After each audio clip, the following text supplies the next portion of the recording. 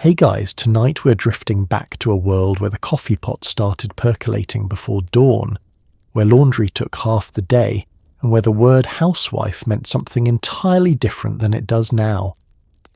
We're talking about what life was really like for an ordinary housewife in 1950s America. The women who woke before sunrise, managed homes without modern conveniences, raised children without screen time, and somehow kept everything running on a schedule tighter than a studio contract. Before we dive in, take a second to like the video and subscribe, but only if you genuinely enjoy these quiet trips through history. And thank you to the person who suggested this topic in the comments. Your ideas shape this channel in ways you might not realize, and I am genuinely grateful for that. Drop a comment telling me where you're listening from and what time it is right now. I know someone out there is folding laundry at 2 a.m, eating crackers in bed, and calling this productivity. We are now live on Spotify too, so if you want to take these stories with you, check out the link in the description. Now dim the lights, switch on a fan for that soft white noise breeze, wiggle down under your blanket and get comfortable. Really comfortable, like you're settling in for the long haul. Because tonight we're exploring a world where a Tuesday morning had its own rhythm, its own smell, its own quiet sense of purpose. A world where housewives did not have dishwashers, microwaves, or Google to tell them how to get stains out of cotton. They just knew. They learned from their mothers, their neighbours, the women at church. They managed entire households with their hands, their patience, and an endless supply of elbow grease. Have you ever wondered what it actually felt like to wake up in 1955 as a housewife? What did the kitchen smell like at 6 a.m? How long did it take to make breakfast from scratch every single day? What did you do on a Wednesday afternoon when the laundry was finally dry and the children were at school? Did you have hobbies? Did you have time to think? What did Sunday dinners actually look like? Not the ones in magazines, but the real ones, with burnt edges and too much salt and laughter around a crowded table. And more importantly, could you survive a single day in her shoes? Could you handle the lack of convenience, the endless scrubbing, the quiet isolation, the weight of keeping everything together without breaking? Could you wake before the sun and go to bed after everyone else, knowing tomorrow would be exactly the same? Congratulations, you've just woken up in 1955, the house is still dark, the morning is cold, your husband is asleep, your children are asleep, but you are awake because someone has to be. The coffee is not going to make itself, the day is not going to start itself, and the work, well, the work is already waiting.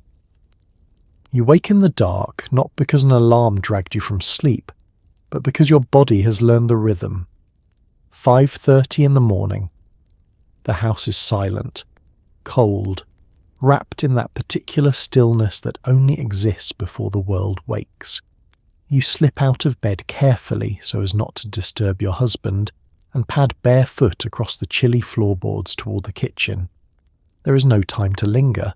There is no snooze button. There is only the quiet knowledge that breakfast will not make itself, and the day has already begun. The hallway is dim, lit only by the faint glow of streetlights filtering through the curtains. Your bare feet know every creak in the floor, every soft spot in the wood. You move like a ghost through your own home, soundless, practiced.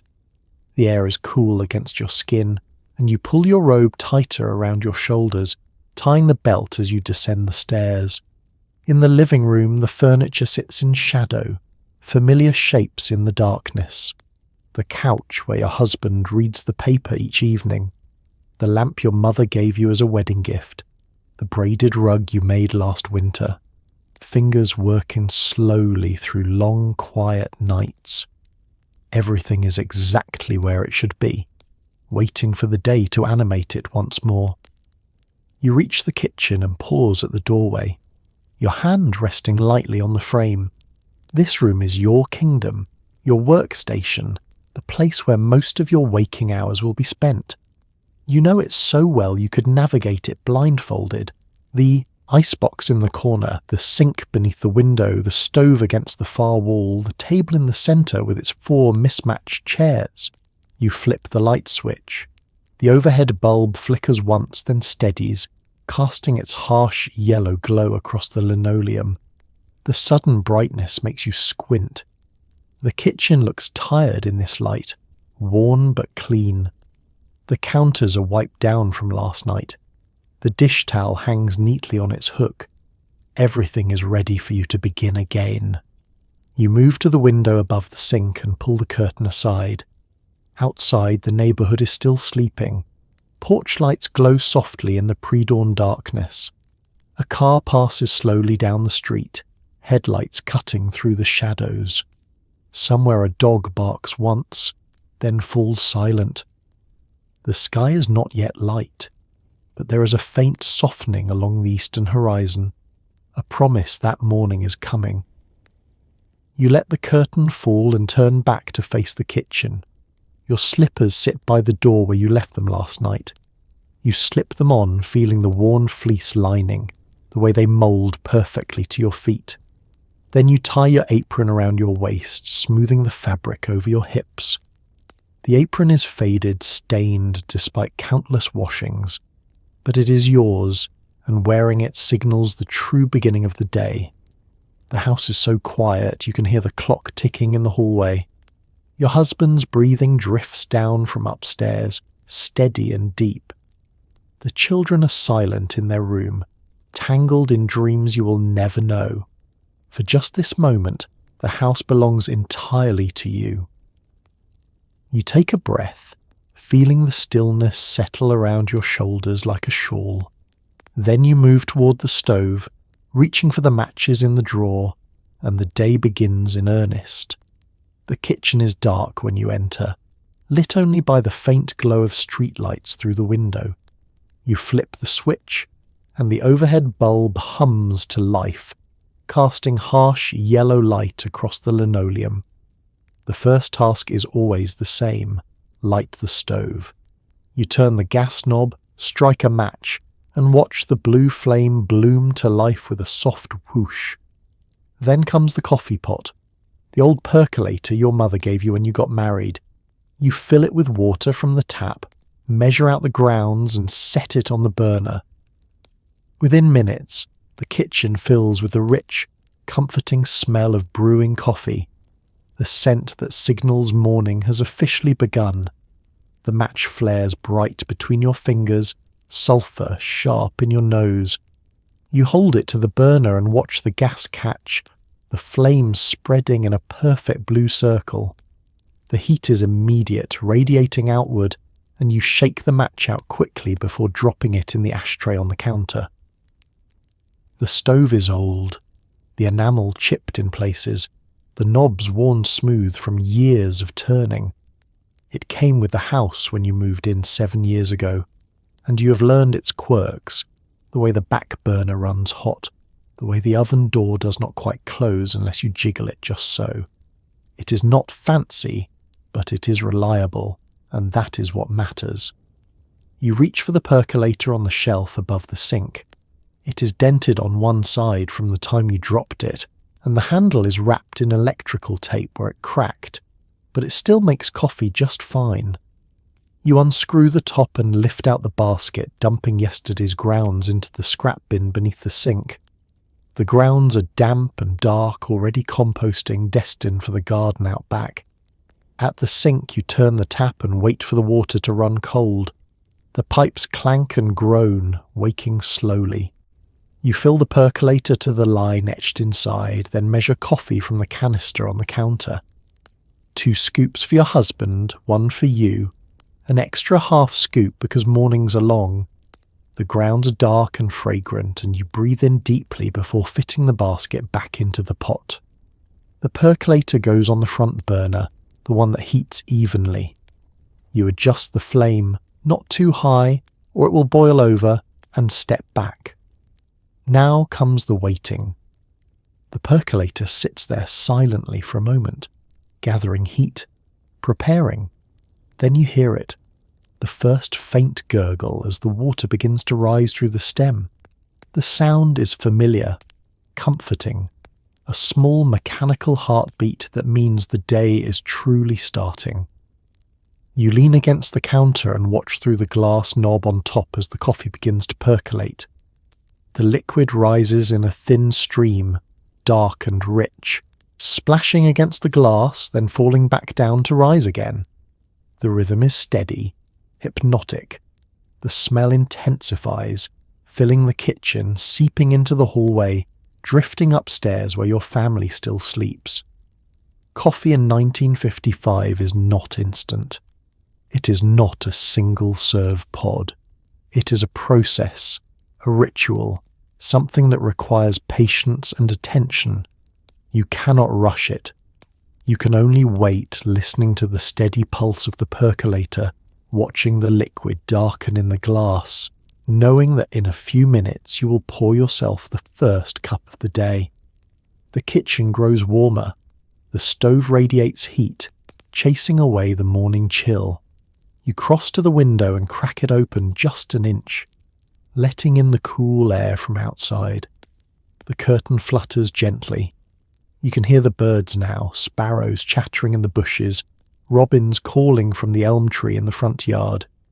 You glance at the clock on the wall. 5:40. Right on schedule. The coffee will be ready in 5 more minutes. That gives you just enough time to start the bacon. Breakfast in 1955 is not a grab-and-go affair. There are no granola bars, no toaster pastries, no microwavable anything. Breakfast is eggs cracked into a bowl, bacon sizzling in the cast-iron skillet, bread sliced from the loaf you baked 2 days ago. You move through the motions with practiced efficiency, flipping bacon, stirring eggs, buttering toast. The kitchen grows warm from the stove, and the smell of cooking fills the house, drifting down the hallway to where your family still sleeps. This is your quiet time, the 20 minutes before everyone wakes, when the kitchen belongs entirely to you. You pull the bacon from the icebox, the package wrapped in white butcher paper and tied with string. The meat is cold and slightly stiff, slick with fat. You peel away 6 strips, laying them side by side in the cast-iron skillet that lives permanently on the stove. The skillet is heavy, seasoned black from years of use, passed down from your husband's mother. It never needs soap. It never sticks.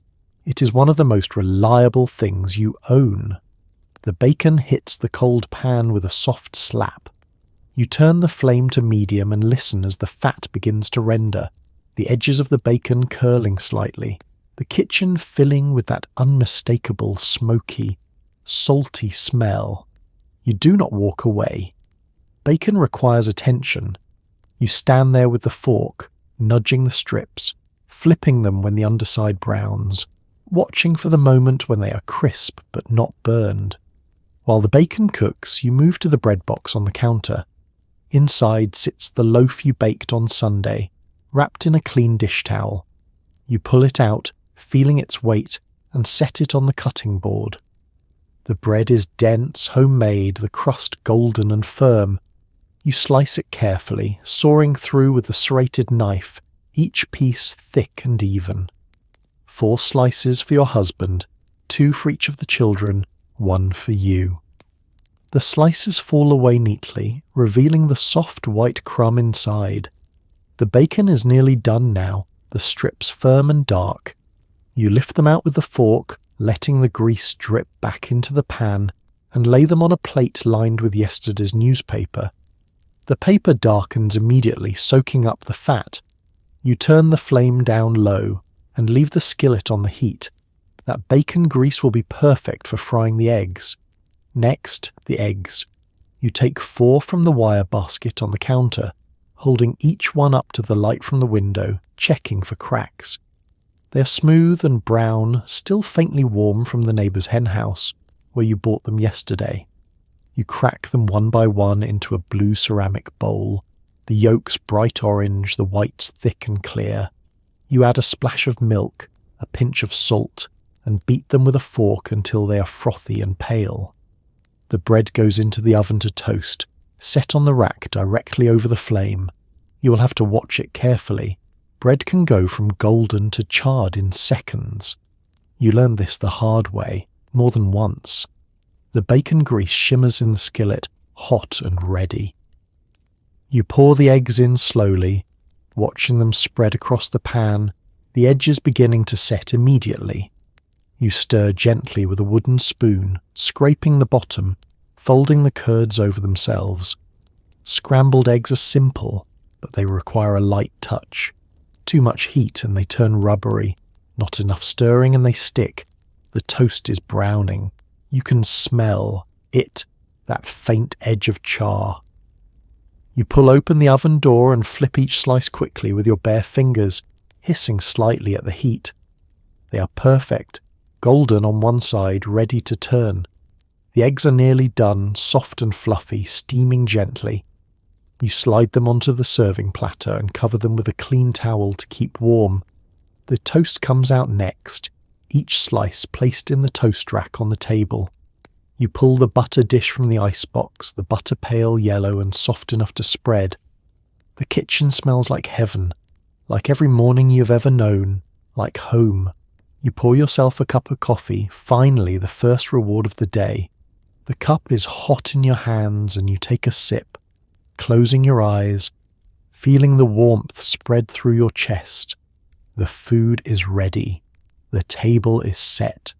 And now it is time to wake the house. At 6:15, you climb the stairs and gently push open the door to the children's room. They are tangled in blankets, hair messy, faces soft with sleep. You sit on the edge of the bed and stroke your daughter's hair, whispering that it is time to get up. She groans softly, burrowing deeper into the pillow. Your son stirs, blinking groggily at you. You coax them awake with promises of breakfast, helping them into their clothes, combing their hair, making sure shoes are tied and faces are washed. It is a gentle chaos, this morning routine, but it is yours. The room is dim, curtains still drawn against the morning. You cross to the window first and pull them open, letting pale sunlight spill across the floor.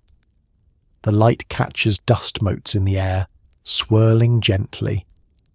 Outside, the sky's pink and soft, the sun just beginning to rise above the rooftops. Your daughter makes a small noise of protest, pulling the quilt over her head. She's 8 years old and believes mornings are personally offensive. You sit beside her on the narrow bed, feeling the mattress dip beneath your weight, and place your hand gently on her shoulder. "Time to wake up, sweetheart," you say softly. "Breakfast is ready." She mumbles something unintelligible into her pillow. You smile, patient, and pull the quilt down slowly, revealing her sleep-flushed face, her hair sticking up in all directions. Her eyes crack open, squinting against the light. 5 more minutes, she pleads. "You had 5 more minutes yesterday," you remind her gently. "Come on now, up you get." Across the room, your son is already stirring. He is 10, old enough to wake on his own, but young enough to need supervision getting dressed. He sits up slowly, rubbing his eyes with the heels of his hands, his pajama shirt twisted around his middle. "Morning, buddy," you say. He nods, yawning hugely. "Morning, Mama." You stand and move to the small dresser against the wall, pulling open drawers, selecting clothes for the day. Your daughter needs her blue school dress, the one with the white collar, and fresh socks.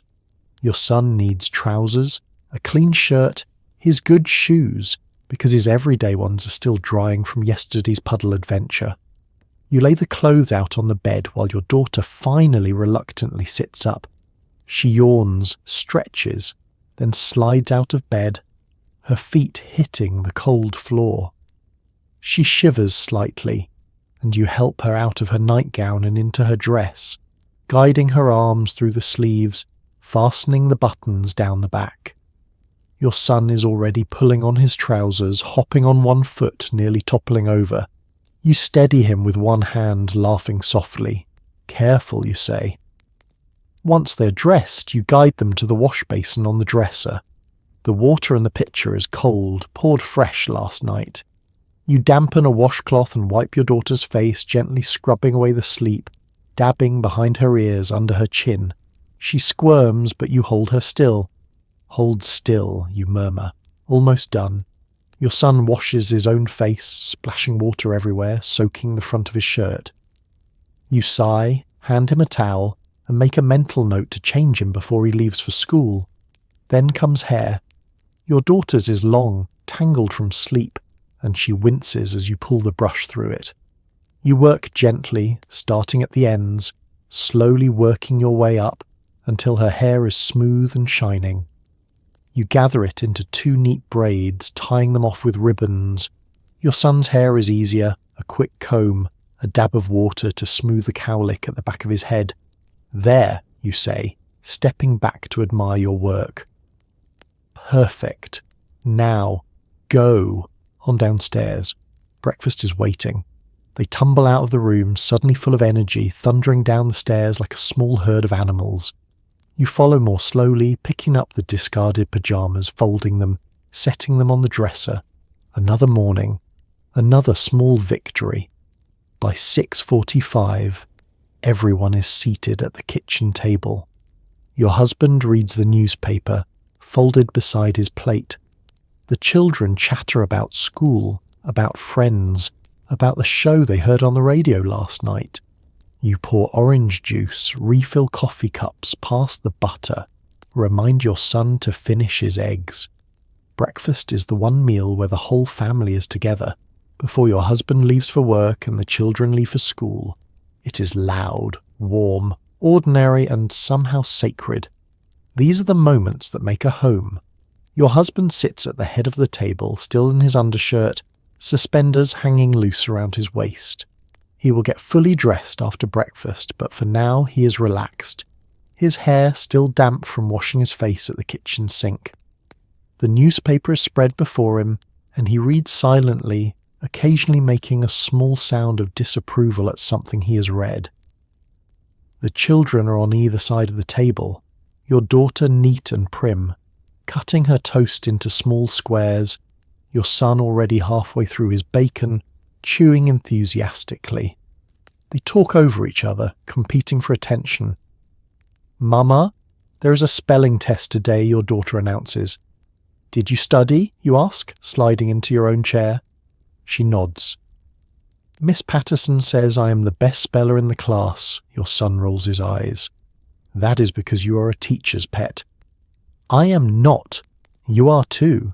You always—" "Enough," your husband says mildly, not looking up from the paper.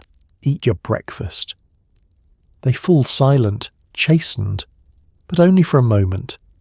Soon they are talking again, softer this time, negotiating who gets the last piece of bacon. You sip your coffee and watch them, feeling the warmth of the moment settle around you like a blanket. This is what you work for. This right here. The 4 of you together at the table, the morning light streaming through the window, the smell of toast and coffee, the sound of your children's voices. This is the reason you wake at 5:30. The reason you will spend the rest of the day washing, cooking, cleaning, preparing. Because these moments, small and ordinary as they are everything. Your husband finally sets down the paper and reaches for his coffee. "Good breakfast," he says, catching your eye. You smile. "Thank you." He nods, then turns to the children. "You two ready for school?" "Yes, Papa," your daughter says. Your son shrugs. "I guess." Your husband chuckles, ruffling his hair. That is the spirit. They finish eating quickly, eager to be done. Your daughter carries her plate to the sink without being asked. Your son gulps down the last of his milk, leaving a white moustache on his upper lip. You reach over with your napkin and wipe it away. "Go get your school books," you tell them, "and do not forget your lunch pails." They scramble off, chairs scraping against the floor. Your husband stands, stretching, pulling his suspenders up over his shoulders. "Another day," he says. "Another day," you echo. He kisses you on the forehead, a quick press of lips, familiar and warm. Then he heads upstairs to finish dressing, and you are alone in the kitchen once more, the table cluttered with dishes, the morning already half over. After breakfast, your husband kisses you goodbye at the door, and the children gather their school books and lunch pails. You stand on the porch and wave as they walk down the street, your son's shirt tail already untucked, your daughter skipping beside him. Then you turn back inside to face the aftermath. Dishes stacked in the sink, crumbs on the table, sticky spots on the floor. You fill the sink with hot water and soap, submerging your hands and begin to scrub. There is no dishwasher. There is only you, the sponge, and the quiet rhythm of wash, rinse, dry. The front door closes with a soft click, and the house exhales into silence. You stand in the doorway for a moment, watching through the window as your husband's car pulls away from the curb, as the children disappear around the corner, their voices fading into the morning. Then you turn and face the kitchen. The table is a disaster. Plates smeared with egg yolk, toast crusts abandoned, cups ringed with coffee and milk, the butter, dishes open, the butter soft and melting. Crumbs are scattered across the tablecloth like confetti. A fork has fallen onto the floor. You begin by clearing the table, stacking the plates carefully, balancing cups on top, carrying everything to the counter in 2 trips. The silverware goes in the sink. The butter dish goes back in the icebox. The tablecloth gets shaken out over the back porch, crumbs falling into the grass. At the sink, you turn the hot water tap and wait for it to heat. The pipes groan and clank, and the water runs cold, then lukewarm, then finally hot enough to make your hands sting. You add soap flakes from the box on the windowsill, swirling your hand through the water until it foams into soft white peaks. The dishes go in one by one, plates first submerged and scrubbed with the dishcloth, each one rubbed clean of grease and food. Then the cups, turned upside down, the insides wiped carefully. Then the silverware, each fork and knife washed individually, the tines scrubbed free of egg. The work is rhythmic, meditative. Your hands move automatically, guided by years of repetition. Wash, rinse, set in the drying rack. Wash, rinse, set in the rack. The hot water softens your skin, makes your wedding ring slide loose on your finger. Steam rises from the sink, clouding the window above it. Outside, the neighbourhood is waking fully now. You hear a lawnmower start up somewhere down the block. A dog barks. A car passes.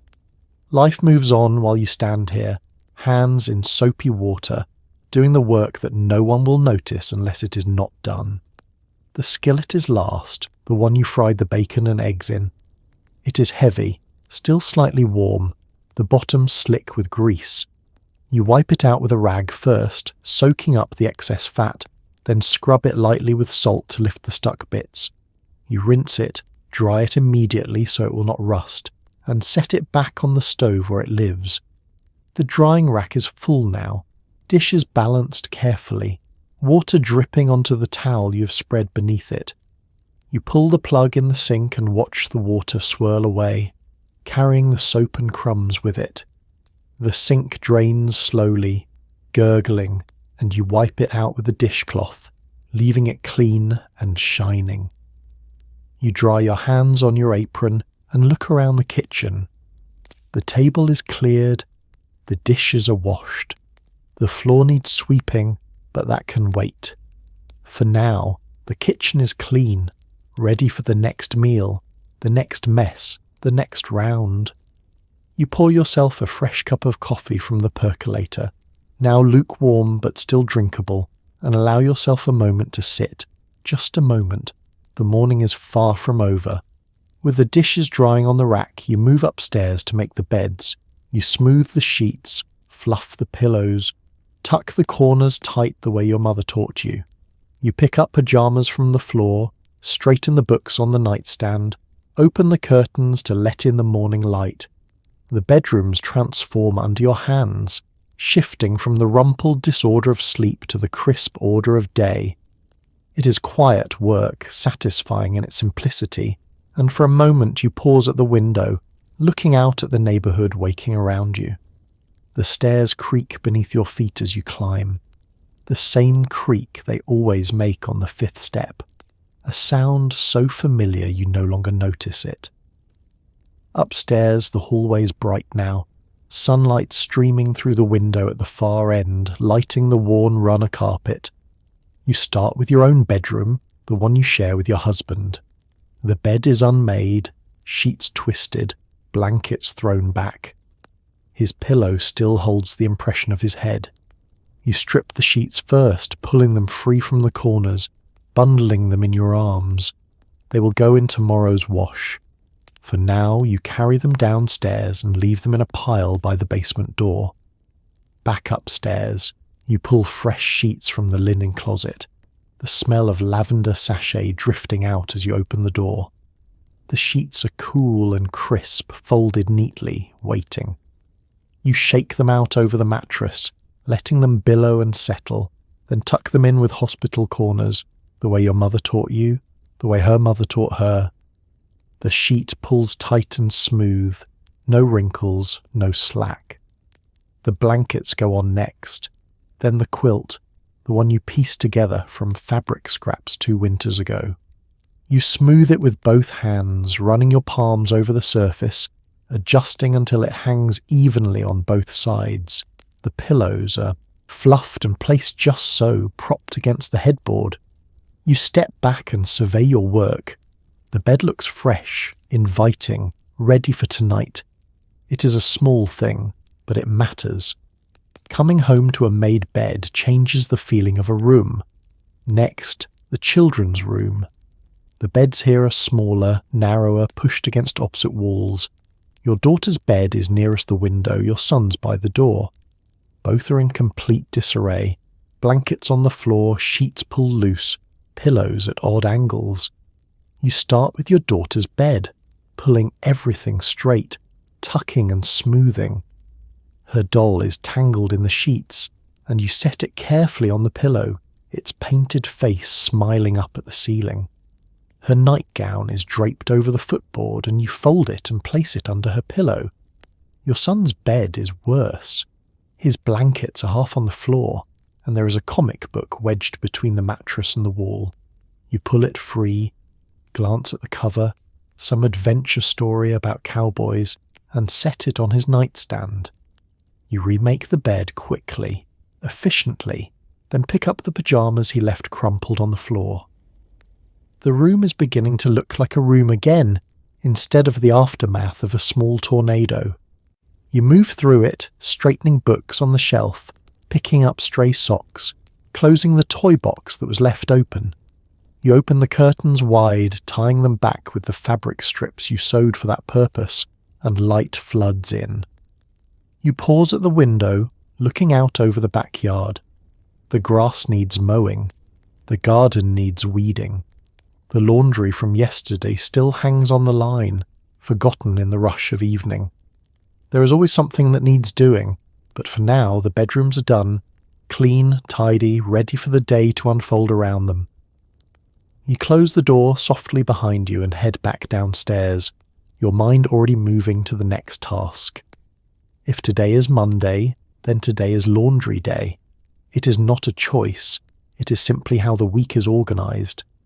You haul the wicker basket down to the basement where the wringer washer waits, heavy and imposing. You sort the clothes into piles, whites, colours, delicates. You fill the machine with hot water, add soap flakes, and feed the first load through.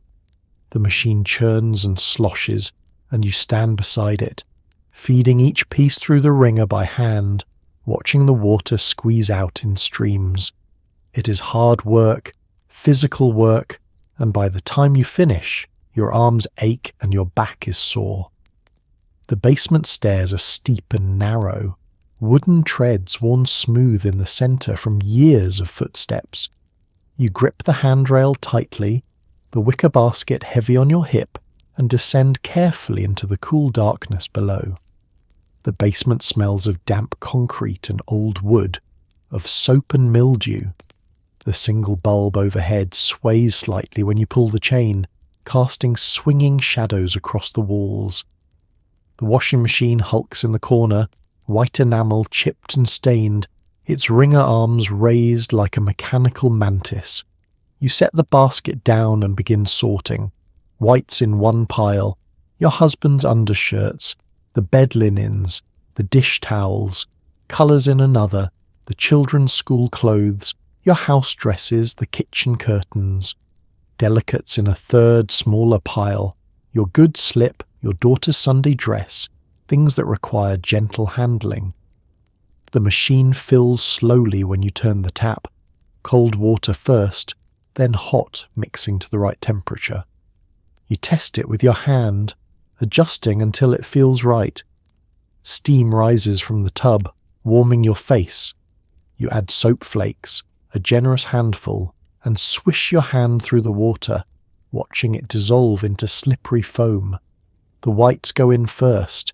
You feed them into the water one piece at a time, pushing them down, making sure each item is fully submerged.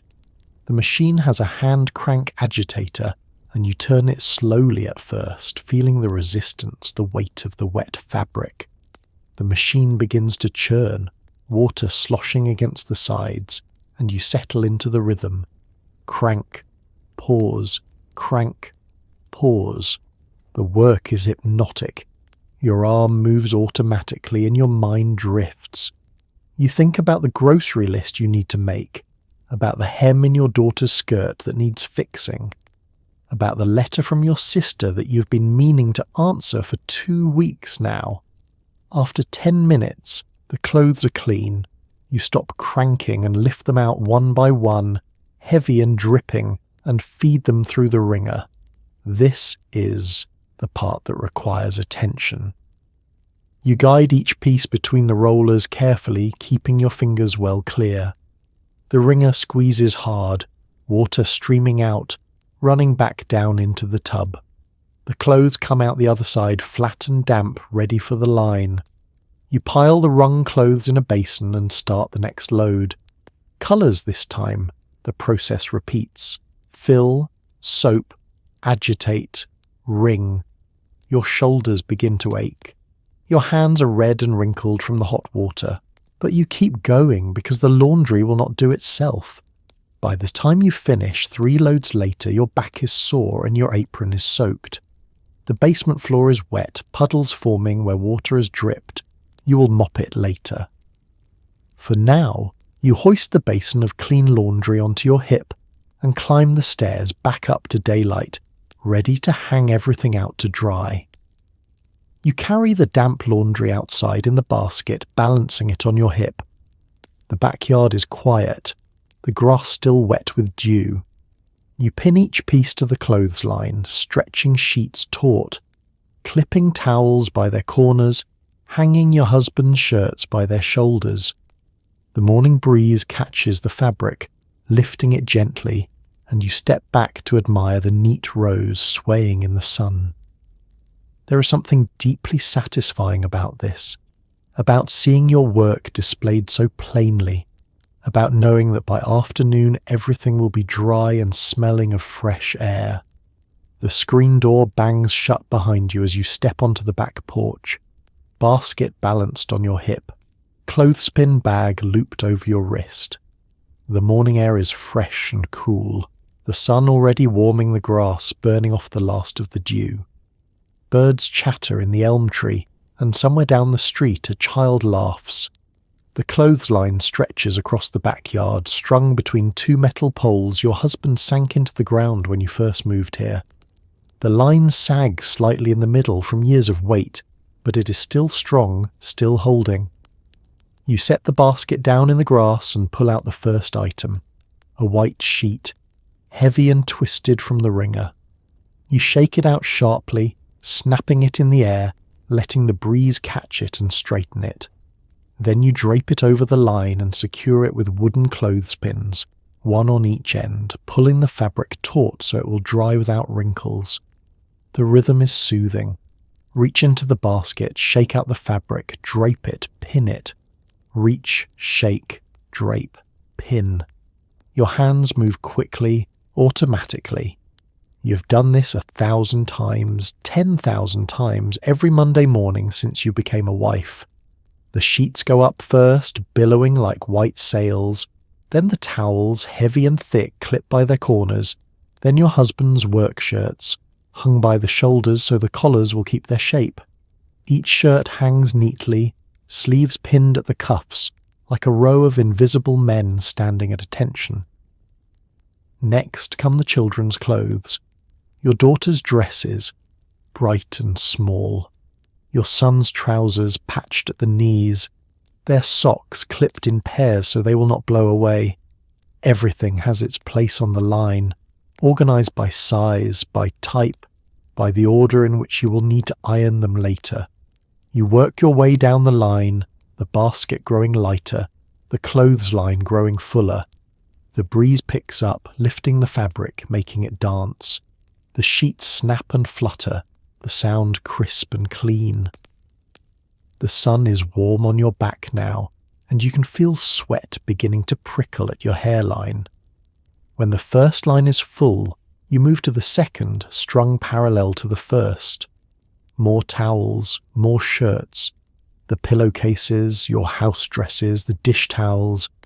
Everything goes up, every piece of fabric in the house that touched a body or a dish this week. Finally, the basket is empty. You stand back and look at your work, hands on your hips, breathing slightly hard. The backyard is transformed, a forest of clean white and bright colours, swaying gently in the wind. The sight fills you with a quiet pride. This is your work, visible and tangible, proof that you've done something today. The laundry will hang here for hours, drying in the sun and wind. By afternoon you'll take it all down, fold it, iron it, put it away. But for now, it hangs here, clean and bright, and that is enough. You pick up the empty basket and head back inside, already thinking about what comes next. By 10 o'clock, you have earned a moment of rest. You pour yourself a cup of coffee, the last from this morning's pot, and sit at the kitchen table. The house is quiet now, blessedly so. You sip slowly, letting the warmth seep into your hands, and for just a few minutes you let your mind wander. Maybe you flip through a magazine left on the counter. Maybe you stare out the window at the neighbour's roses. Maybe you simply sit, grateful for the stillness before the next task calls you back. The coffee is lukewarm now, the last dregs from the percolator, but you drink it anyway. You're not drinking it for the taste. You're drinking it for the ritual, for the permission to sit down, to stop moving, even if only for a few minutes. The kitchen is warm, heated by the morning's cooking, by the sun streaming through the window. You sit in your usual chair, the one that faces the backyard, and let your body sink into the seat. Your feet ache, your back is tight, your hands are raw from the hot water and the wringer. You close your eyes and breathe, just breathe, and the house breathes with you. Outside, the laundry flutters on the line. A car passes on the street out front. The refrigerator hums.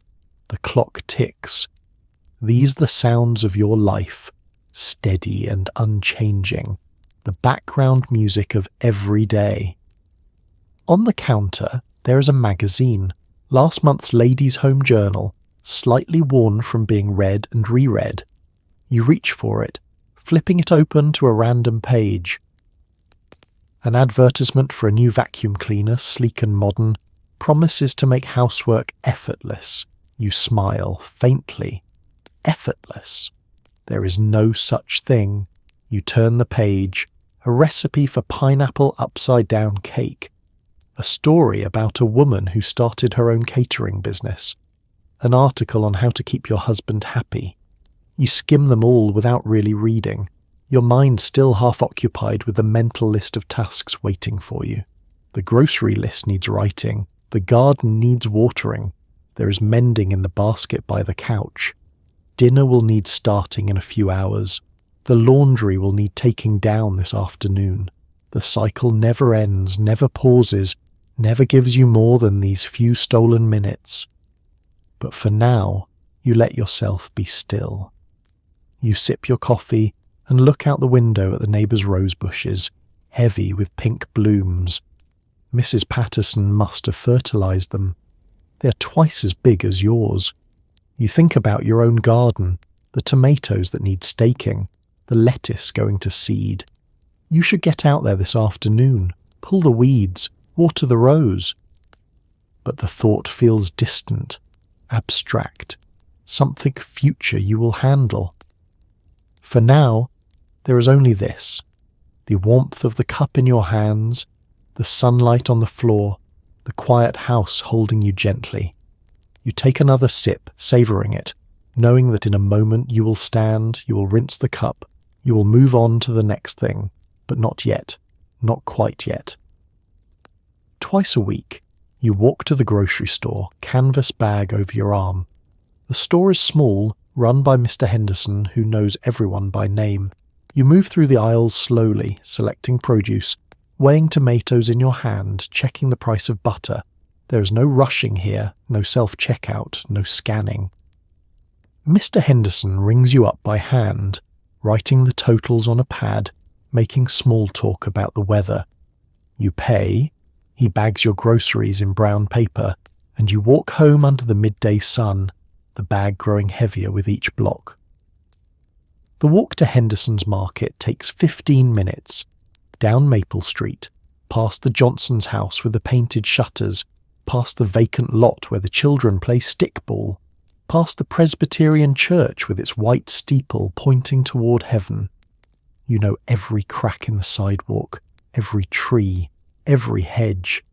This is your neighbourhood, your territory, the small radius of your daily life. The canvas bag bounces lightly against your hip as you walk. It is the same bag you've carried for years, sturdy and practical, the handle softened from use. Inside you have tucked your coin purse and the shopping list you wrote out after breakfast, penciled in your careful handwriting: milk, eggs, ground beef, butter, sugar, carrots, bread flour. The bell above the door jingles when you push it open, announcing your arrival. The store is cool and dim after the brightness outside, and it smells of sawdust and apples and something faintly metallic. The wooden floor creaks beneath your feet as you step inside. "Good morning, Mrs. Collins," Mr. Henderson calls from behind the counter. He's a small man with wire-rimmed glasses and a white apron tied around his middle. He has owned this store for 30 years and knows the name of every customer who walks through his door. "Good morning, Mr. Henderson," you reply, smiling. "Hot one today," he says, nodding toward the window. It certainly is. You move toward the produce section, a wooden stand near the front window where the vegetables are displayed in neat rows. The tomatoes are bright red, still dusty from the farm. You pick one up, feeling its weight, pressing gently with your thumb to test for ripeness. Too soft and it will be bruised. Too firm and it will be flavourless. This one is just right. You select 3 more and place them in your bag. The carrots are bundled with twine, their green tops still attached. You choose a bunch, shake off the loose dirt, and add them to your bag. The lettuce looks fresh, the leaves crisp and green. You take a head, examining it for brown spots, finding none. Mr. Henderson wanders over, a pencil tucked behind his ear. "Finding everything all right?" "Yes, thank you." "Do you have any ground beef today?" "Sure do. Just came in this morning. How much do you need?" £2, please." He nods and disappears into the back. You continue shopping, moving slowly down the narrow aisles. The shelves are lined with canned goods, boxes of soap flakes, jars of preserves. Everything is arranged neatly, labels facing out, prices written on small paper tags. You select a tin of baking powder, a box of salt, a bar of ivory soap. Mr. Henderson returns with your meat, wrapped in white paper and tied with string. He sets it on the counter and begins tallying your purchases, writing each item and its price in a neat column. His pencil scratches across the paper, and he mutters quietly to himself as he adds, "That will be $3.42, he announces. You open your coin purse and count out the money carefully, placing it in his outstretched hand. He makes change from the register, dropping coins into your palm. "Thank you, Mrs. Collins. You give my best to your husband." "I will." "Thank you, Mr. Henderson." He bags your groceries in a brown paper sack, packing everything carefully so the eggs will not break, so the tomatoes will not bruise. You tuck the bag under your arm and push back out into the sunlight. The walk home is slower. The bag is heavy now, the weight pulling at your shoulder. The sun is higher, hotter, and you can feel sweat beginning to gather at the back of your neck. But you do not mind. The groceries are fresh, the errands are done, and you're already planning tonight's dinner in your mind. Back home, you unpack the groceries onto the counter, putting everything in its place. Milk in the icebox, bread in the bread box, canned goods in the pantry. Then you sit with a pencil and paper, planning the week's meals. Monday, meatloaf. Tuesday, pork chops. Wednesday, chicken and dumplings. You cross-reference with what you have on hand, what is on sale, what your family likes. Meal planning is a puzzle, a careful balancing act of budget and taste, and you have become very good at it. The kitchen counter becomes a staging area, groceries spread out in a temporary landscape of paper and canvas. You work methodically, putting each item where it belongs, restoring order to the small ecosystem of your kitchen. The milk goes first, the glass bottle cool and slick with condensation. You open the icebox and slide it onto the top shelf, next to yesterday's milk, which is nearly empty. The butter goes on the small shelf in the door, alongside the eggs which you nestle carefully into their wire holder. The ground beef, still wrapped in its white paper, goes into the coldest part of the icebox, the metal compartment at the back where ice sometimes forms on the walls. You will use it tonight for meatloaf. You can already picture it, shaped into a loaf pan topped with ketchup, baking slowly until the edges caramelize. The vegetables go into the crisper drawer at the bottom. Tomatoes, carrots, lettuce, all arranged neatly. The pantry receives the dry goods: flour, sugar, salt, baking powder. Each item finds its shelf, its designated spot in the careful geography of your kitchen. When everything's put away, you wipe down the counter and wash your hands at the sink. Then you pull out your meal planning notebook, a small spiral-bound book with a blue cover, its pages filled with your handwriting, recipes clipped from magazines, notes about what worked and what did not. You sit at the kitchen table, pencil in hand, and open to a fresh page. At the top you write the week, June 10th through June 16th. Then you begin filling in the days. Monday's already decided: meatloaf, mashed potatoes, green beans. You have the ground beef, the potatoes in the bin under the sink, a jar of canned beans in the pantry. Simple, filling, familiar. Tuesday requires more thought. You flip back through previous weeks looking for inspiration. Pork chops, you decide. You will need to stop by the butcher tomorrow. You can serve them with applesauce and rice. Your husband likes pork chops. Wednesday, chicken and dumplings. You have a whole chicken in the icebox purchased on Saturday waiting to be used.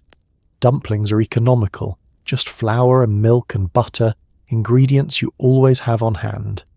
It is a meal that stretches, that feeds everyone generously without costing much. Thursday, salmon croquettes. Friday is always fish, a holdover from your Catholic upbringing, even though your husband is Methodist and does not observe the tradition. Still, fish on Friday feels right, feels proper. You have canned salmon in the pantry and breadcrumbs in the bread box. Saturday, pot roast. This will be the expensive meal of the week, but it is worth it. A good roast, cooked low and slow with carrots and potatoes and onions, yields leftovers that can be stretched into sandwiches, hash, soup. Sunday, fried chicken after church. This is tradition, unbreakable. Sunday dinner is special, the one meal where you pull out the good dishes, where everyone sits a little longer at the table. You review your list, checking it against your pantry inventory, making note of what you still need to buy. Pork chops from the butcher, more potatoes, onions, another loaf of bread by midweek. Meal planning is like solving a puzzle, each piece fitting into the next. You must balance nutrition with budget, variety with what your family will actually eat. You must account for leftovers, for ingredients that spoil quickly, for nights when you'll be too tired to cook anything complicated. But you have been doing this for years now, and you have developed a rhythm, a repertoire of meals that rotate through the weeks. You know what works. You know how to make $1 stretch. You know how to feed a family of 4 on $40 a month and still put a decent meal on the table every night. You close the notebook and tuck the pencil behind your ear. The plan is made. The week is mapped. Now all you have to do is execute it. After lunch, you set up the ironing board in the living room, plug in the iron and wait for it to heat. You test it with a damp finger, listening for the satisfying sizzle. Then you begin. Your husband's work shirts first, pressing the collar, the cuffs, the front panels, the back. Then your daughter's school dresses, your son's trousers, the pillowcases, the napkins. Everything gets ironed. Everything. The stack grows beside you, crisp and neat, and the smell of hot cotton fills the room.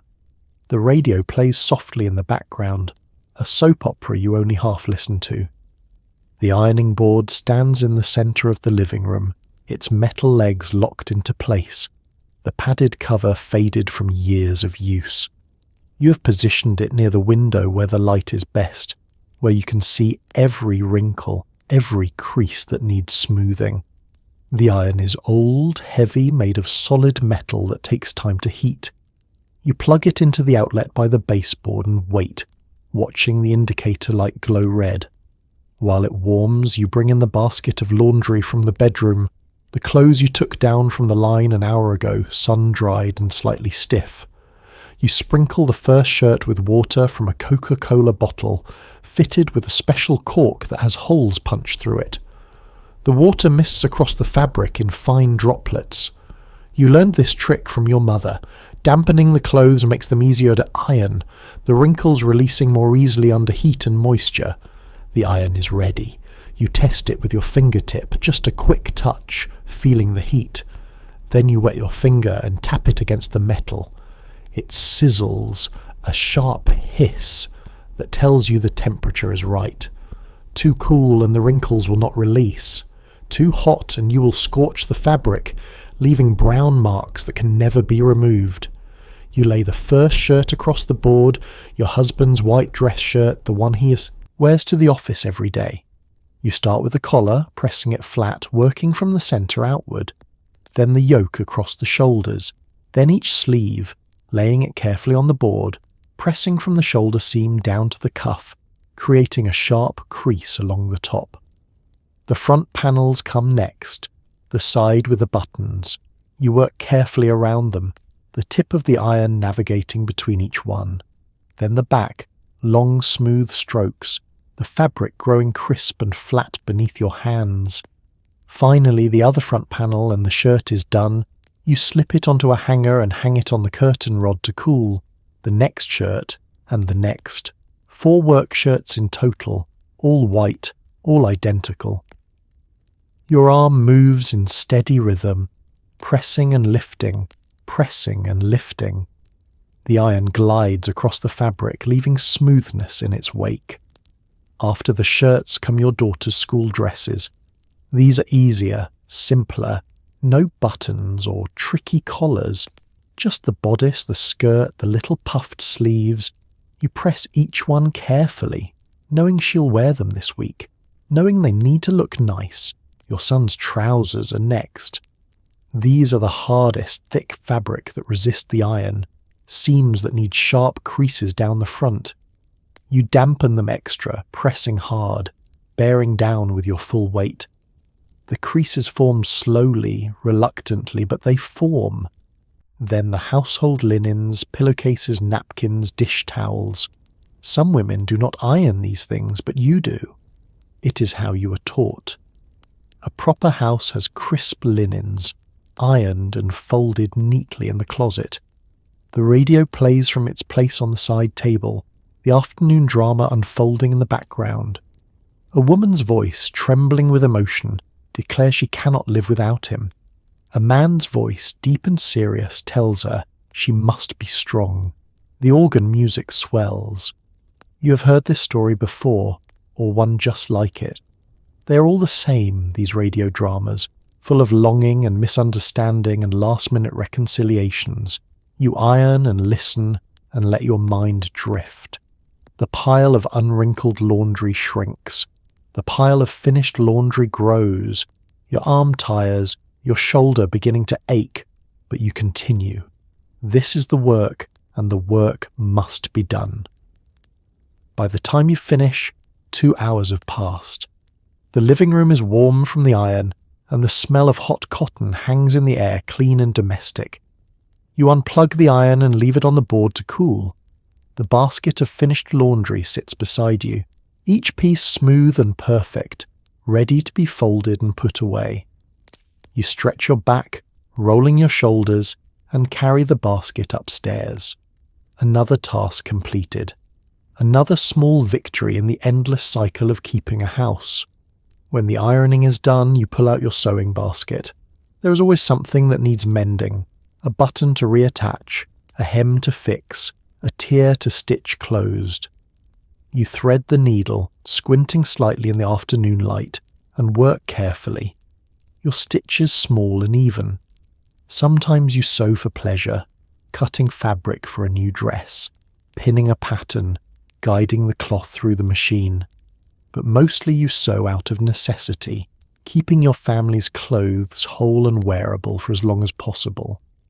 The sewing basket sits on the shelf in the hall closet, a wicker basket with a hinged lid and a fabric lining that your grandmother embroidered with flowers. It is always full. No matter how much mending you finish, there is always more waiting. You carry it to the living room and settle into your chair, the good one with the firm cushion and the armrests, positioned near the window where the afternoon light falls in a bright rectangle across your lap. You lift the lid and survey the contents, spools of thread in various colours, needles stuck into a small felt pincushion shaped like a tomato, a pair of sharp scissors, buttons saved from old clothes, scraps of fabric, elastic, snaps, hooks and eyes. Underneath, wrapped in a handkerchief, are the items waiting for repair. You pull them out one by one and spread them on your lap. Your son's trousers with a torn knee, your husband's work shirt missing a button, your daughter's dress with the hem coming undone, a pillowcase split along the seam. You start with the button, the easiest task. You select a white button from your button jar, an old mayonnaise jar filled with buttons of every size and colour, collected over years. You match it as closely as possible to the others on the shirt, though it is not quite identical. No one will notice. Threading the needle takes concentration. You lick the end of the thread, twist it to a point and guide it through the eye of the needle. It takes 3 tries. Your eyes are not as sharp as they once were, though you would never admit this aloud. You position the button on the shirt, marking the spot with your fingernail, and begin to sew. Down through one hole, up through the other, down and up, wrapping the thread around the base to create a shank, then knotting it off on the inside. Your stitches are quick and sure, the result of decades of practice. The button secured, you move to your son's trousers.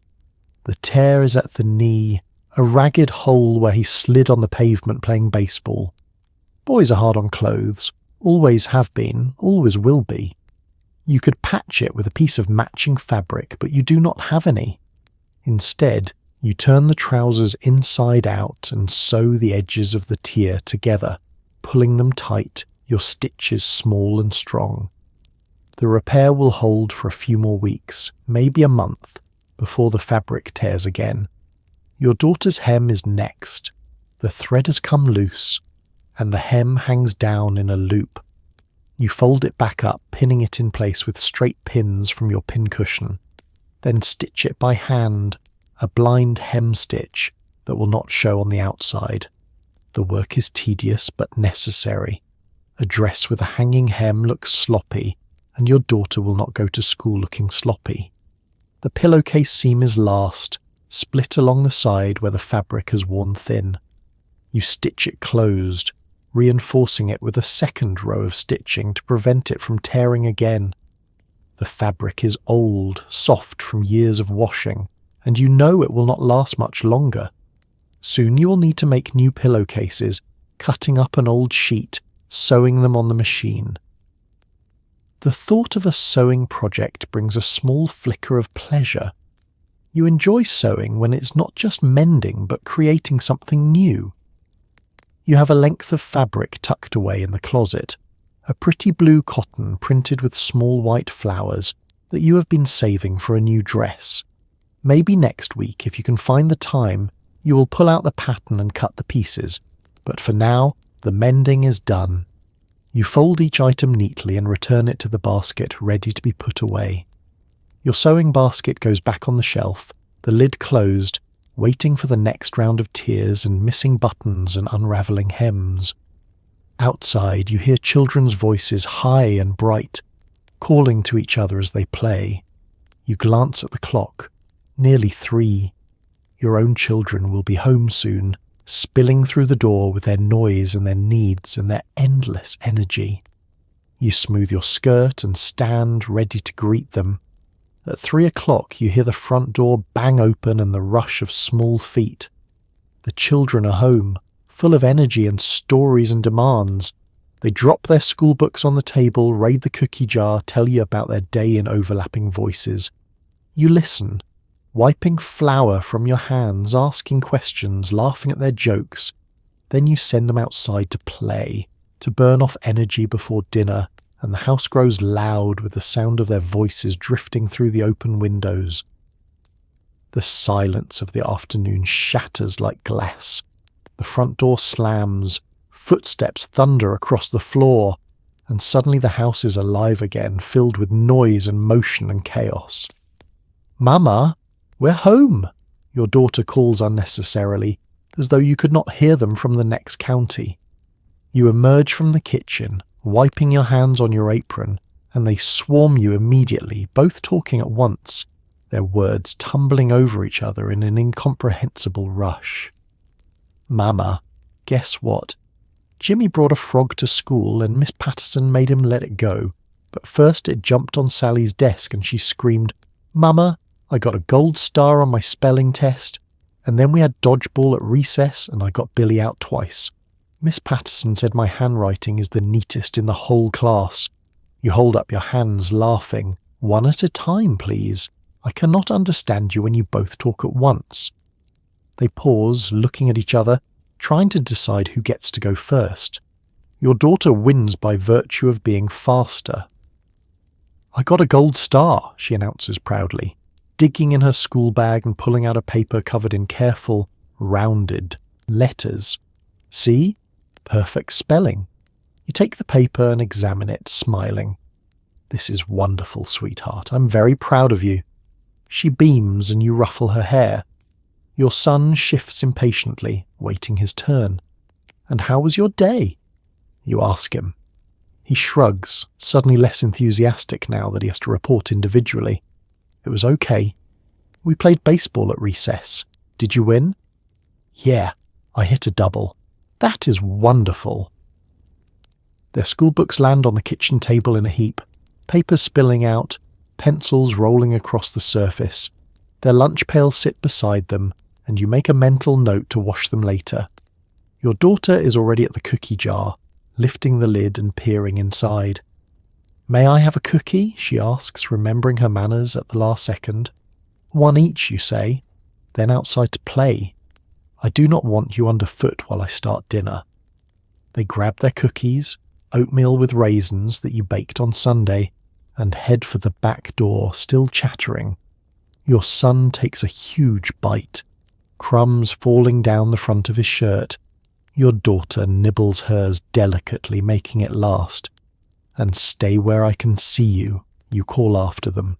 "Do not leave the yard." "We won't," they chorus, and then they're gone, the screen door banging behind them, their voices already rising in some new game or argument.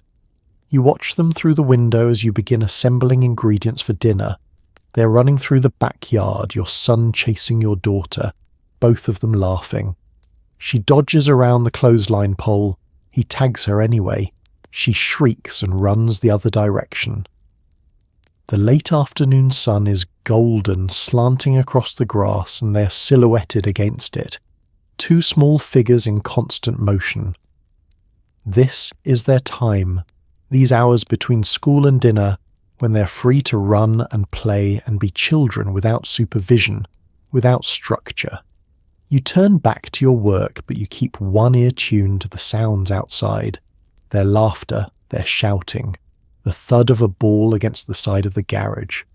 These are the sounds of a safe childhood, of children who are fed and clothed and free to play.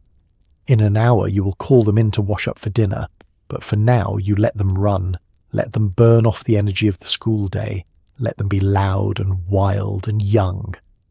The house feels different when they are home, more alive, more itself. The quiet of the morning and afternoon was necessary, productive, but this noise, this chaos, this is what the house was made for. By 4 o'clock you're back in the kitchen starting dinner. You peel potatoes, chop onions, season the meat. The stove is on, pots bubbling, the oven warming. Cooking dinner is a long process. Nothing instant, nothing quick. You stir, taste, adjust. You set the table while things simmer, folding napkins, placing forks just so. The kitchen grows warm and fragrant, and you feel the day shifting toward its end. The light in the kitchen has changed, grown softer, more golden. The afternoon is aging into evening, and with it comes the daily ritual of dinner, the meal that requires the most time, the most thought, the most effort. You pull the ground beef from the icebox, unwrap it from its white paper, and place it in a large mixing bowl. The meat is cold and dense, and you work your hands through it, breaking it apart, warming it slightly with the heat of your palms. You add breadcrumbs, an egg, milk, chopped onion, salt, pepper, a dash of Worcestershire sauce. Your hands mix everything together, squishing and kneading, until all the ingredients are evenly distributed. There is something primal about this. Working with your bare hands, feeling the texture of the meat, knowing that this will soon become a meal that will nourish your family. No measuring cups, no recipes pulled from a box. Just your hands and your knowledge and the muscle memory of having done this hundreds of times before. You shape the mixture into a loaf and place it in the baking pan, smoothing the top, then spread ketchup across the surface in a thin, even layer. The pan goes into the oven and you set the timer. 1 hour at 350 degrees. Next, the potatoes. You pull 5 large ones from the bin under the sink and scrub them at the sink. The brush rough against their skin, dirt swirling down the drain. Then you peel them with the small paring knife, the peels falling in long strips into the scrap bowl. Each potato is quartered and dropped into a pot of cold water to keep them from browning.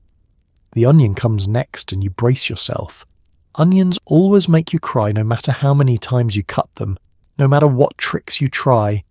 You slice it in half, peel away the papery skin, and begin chopping.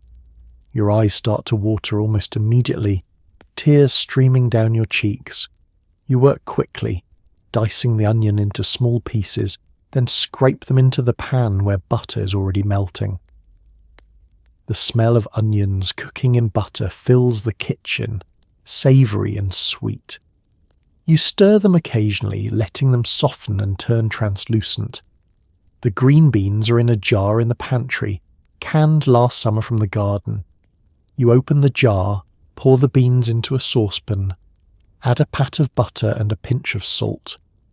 They will heat slowly on the back burner while everything else cooks. You check the meatloaf through the oven window. It is beginning to brown, the ketchup caramelizing on top. The smell seeps out around the door, rich and meaty and comforting. The potatoes go on to boil, the water bubbling vigorously. You will drain them in 20 minutes, mash them with butter and milk, whip them until they're light and fluffy. While you wait, you set the table. 5 plates, 5 forks, 5 knives, 5 napkins. The everyday dishes, white with a simple blue band round the rim. The silverware is mismatched, collected piece by piece over the years. The napkins are cloth, ironed this afternoon, folded into neat triangles beside each plate. You step back and survey the table. It looks plain but proper, ready for a family to gather round it. The kitchen is warm now, almost hot, the oven and stovetop heating the air. You crack the window above the sink, letting in a breeze. Outside, the children are still playing, their voices carrying through the open window, and you smile. Soon you will call them in. Soon your husband will arrive home from work. Soon the family will sit together at this table and eat the meal you've spent the afternoon preparing. But for now you stir the onions, check the potatoes, taste the green beans, and feel the satisfaction of a meal coming together exactly as it should. At 6 o'clock sharp, your husband arrives home from work. He hangs his hat by the door, kisses you hello, and washes his hands at the kitchen sink. The children are called in from outside, faces flushed, hands dirty. Everyone sits. You serve the meal, passing plates, pouring milk, reminding the children to use their napkins. Dinner is the heart of the day, the moment when everyone comes together. There is laughter, teasing, the quiet comfort of shared food. You eat last, after everyone else is served, savouring the moment. You hear his car in the driveway first, the engine cutting off, the door slamming shut. Your heart lifts slightly, the way it always does at this moment. He is home. The day is nearly done. You move to the front door and open it just as he reaches the porch. He smiles when he sees you, tired but genuine, and you smile back. "Hello, dear," he says, stepping inside. "Hello. How was your day?" "Long," he says, pulling off his hat and hanging it on the hook by the door. "But better now." He kisses you briefly, a familiar press of lips, then heads for the kitchen sink to wash his hands. You watch him roll up his sleeves, pump soap from the dispenser, scrub his hands under the running water. He dries them on the towel hanging beside the sink, then sits at the table with a small sigh of relief. The children are still outside, and you step onto the back porch to call them. "Dinner!" you shout across the yard. They come running, flushed and sweaty, grass stains on their knees.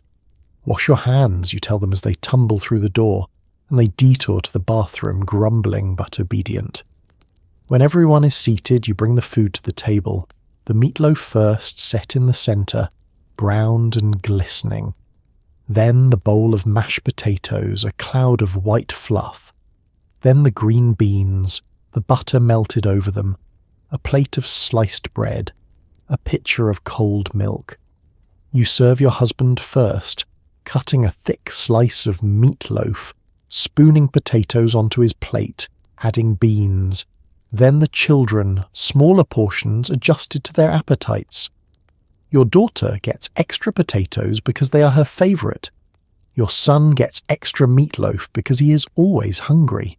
Finally, you serve yourself, taking the smallest portions, the end piece of meatloaf, the potatoes left at the bottom of the bowl. You sit and bow your head. Your husband says grace, a short prayer of thanks, and everyone murmurs amen. And then the meal begins. Your husband cuts into his meatloaf, takes a bite, nods approvingly. "This is good," he says. "Thank you." The children eat with enthusiasm, forks clinking against plates, milk being gulped and poured again. Your son talks about school, about the baseball game at recess, about the frog in the classroom. Your daughter interrupts with her own story about spelling test and the gold star. Your husband listens, interjecting occasionally, asking questions, laughing at their jokes. You eat slowly, watching them, participating in the conversation, but mostly just observing. This is your family. These are the people you cook for, clean for, organize your entire life around. And in this moment, with everyone together at the table, with food on their plates and smiles on their faces, it all feels worth it. Your husband reaches for another slice of bread, butters it, takes a bite. The children negotiate over the last of the mashed potatoes. Your daughter wins. Your son pouts until you promise him he can have extra dessert. The light outside is fading now, the sky turning purple, the shadows lengthening across the yard. Soon it will be full dark. Soon the dishes will need washing, the children will need bathing, the whole evening routine will need to unfold. But for now, for these few minutes, there is only this. The 5 of you around the table, sharing a meal, sharing a life. Your husband catches your eye and smiles, and you smile back. This is why you do it. This moment, right here. After dinner, the dishes return. You clear the table, scrape the plates, fill the sink once more. Your daughter dries while you wash, the 2 of you working side by side in comfortable silence. The kitchen is returned to order, counters wiped, floor swept, everything ready for tomorrow. It is repetitive work, endless work, but there is a rhythm to it that feels almost meditative. The meal is over, but the work is not. It never is. You stand from the table and begin collecting the plates, stacking them carefully, scraping the leftover food into the scrap bowl. Your husband folds his napkin and carries his own plate to the counter, a small gesture of help. The children start to scatter, but you call them back. Not yet. Clear your plates first. They groan but obey, bringing their dishes to the counter, then disappearing into the living room where the radio's already playing. You hear the opening theme of their favourite show and shake your head, smiling despite yourself. Your daughter lingers in the kitchen doorway. "Can I help?" she asks. "Yes," you say. "You can dry." She fetches the dish towel from its hook, a faded cotton square embroidered with roosters, and positions herself beside the sink. This is your routine, your time together, mother and daughter working side by side. You fill the sink with hot water, add soap flakes, swirl your hand through until it foams. The plates go in first, submerged, scrubbed, rinsed in the second basin, then handed to your daughter. She dries each one carefully, slowly, her small hands gripping the plate firmly as she rubs the towel across its surface. You work in silence for a while, the only sounds the splash of water, the clink of dishes, the distant voices from the radio.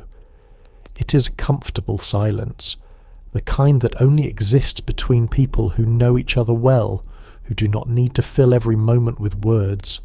"How was school today?" you ask after a while. Really, I mean.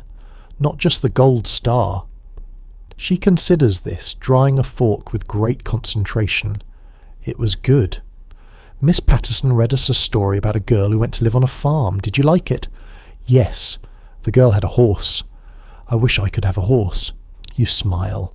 "Horses are expensive, sweetheart, and we do not have anywhere to keep one." "I know," she sighs, "but I still wish." You rinse the last plate and hand it to her. The serving dishes come next. The meatloaf pan with its baked-on grease, the potato bowl, the saucepan. These require more scrubbing, more elbow grease, but you work through them steadily. When the dishes are done, your daughter carries the stack to the cupboard and puts them away, standing on tiptoe to reach the higher shelves. You drain the sink, wipe it out, wring out the dishcloth and hang it to dry. Then the counters, Wipe down with a damp rag crumbs swept into your cupped hand and tossed in the trash. The table gets wiped too, the surface smooth and clean, ready for breakfast tomorrow. The floor is last. You fetch the broom from the closet and sweep, starting in the corners, working your way to the centre, pushing crumbs and dust into a small pile. The dustpan collects it all, and you dump it in the trash bin outside the back door. The kitchen is clean now, restored to order, all traces of dinner erased. Tomorrow it will be messy again, and the day after that, and the day after that. But for tonight, it is done. Thank you for your help, you tell your daughter. She smiles, pleased. You are welcome, Mama.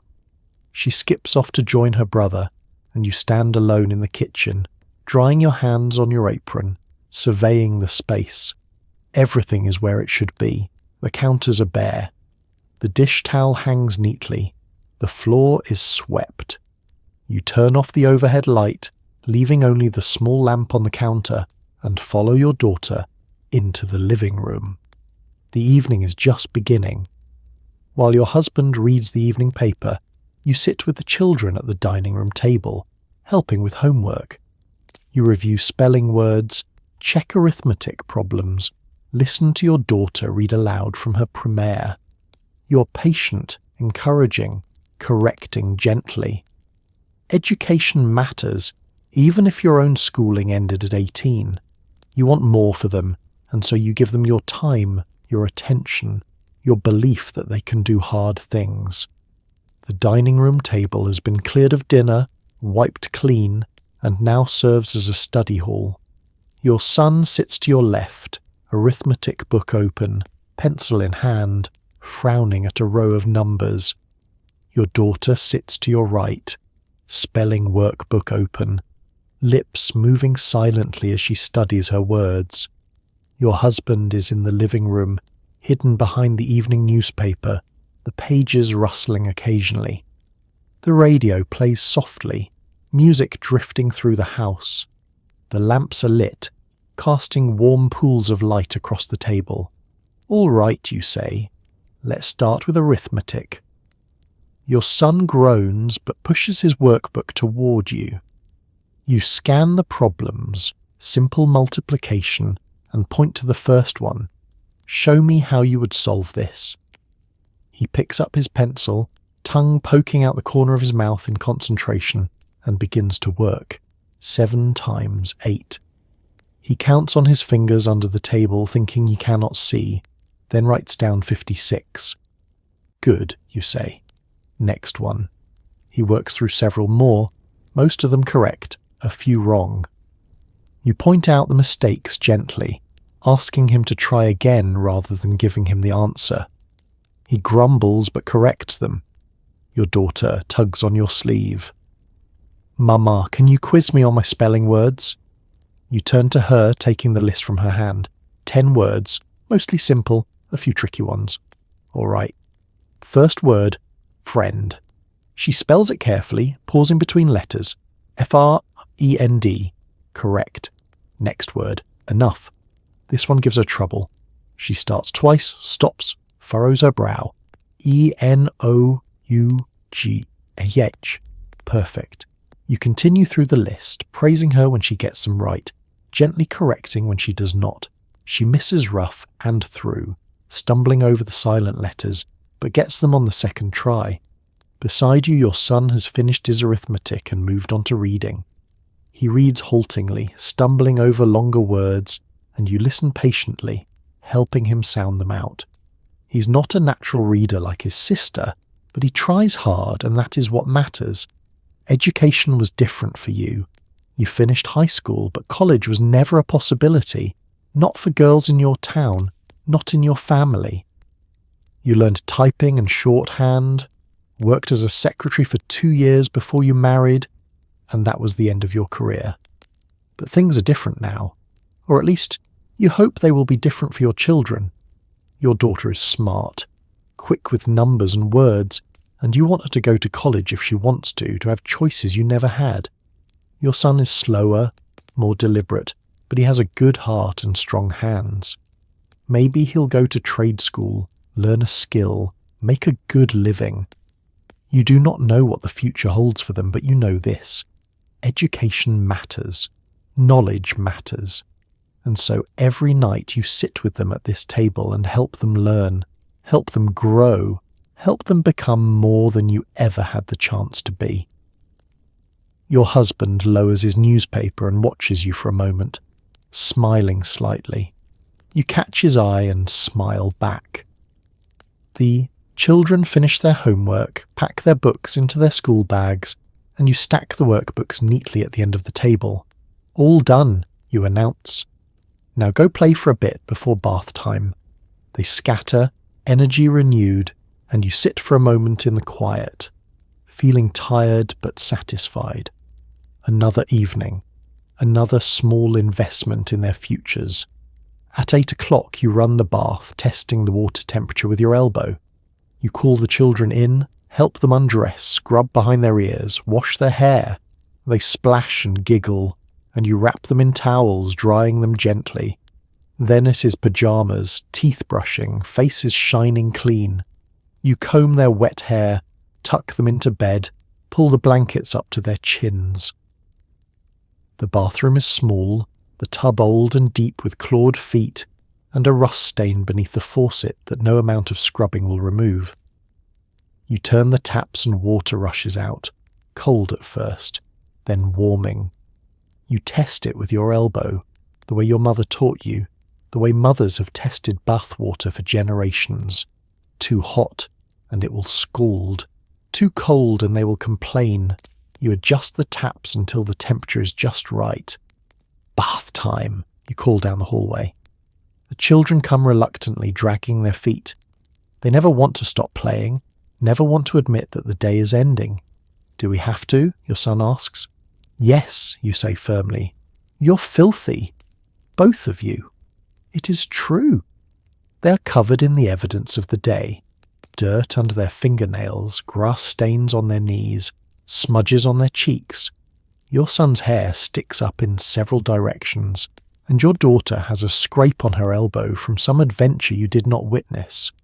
Clothes off, you instruct, and they strip down, leaving their dirty clothes in a heap on the floor. You make a mental note to add them to tomorrow's wash. Your daughter gets in first, stepping carefully into the tub, then sitting with a small splash. Your son follows, crowding in beside her. The tub is barely big enough for both of them, but they make it work, knees drawn up, elbows bumping. You kneel beside the tub, sleeves rolled up, washcloth in hand. You soap the washcloth and begin with your daughter, scrubbing her face, her neck, behind her ears where dirt always accumulates. She squirms and protests, but you hold her still. Hold still, you murmur, almost done. Then her arms, her back, her knees. The water turns grey as the dirt lifts away. Your son is next, and he needs even more scrubbing, especially his hands, the fingernails black with grime. What did you do today? You ask, scrubbing his palm. He shrugs. Played. Played in what? A coal mine. He grins, unrepentant. Hair comes next, and this is always a battle. You wet their heads with the washcloth, lather shampoo into their hair, scrubbing their scalps. They protest when you rinse, crying out when water runs into their eyes despite your best efforts. Finally, they are clean. You pull the plug and the water drains away, leaving them sitting in the empty tub, skin pink and scrubbed. You wrap them in towels, thick and slightly rough, and dry them vigorously. Pajamas are laid out in their bedroom, and they dress themselves while you empty the dirty bath water and wipe down the tub. When you join them, they are in their night clothes, your daughter in her cotton nightgown, your son in his striped pajamas. Teeth, you remind them, and they shuffle to the sink, picking up their toothbrushes. You put toothpaste on each brush, just a small amount, and they brush while you supervise, making sure they reach the back teeth, making sure they do not just chew on the bristles.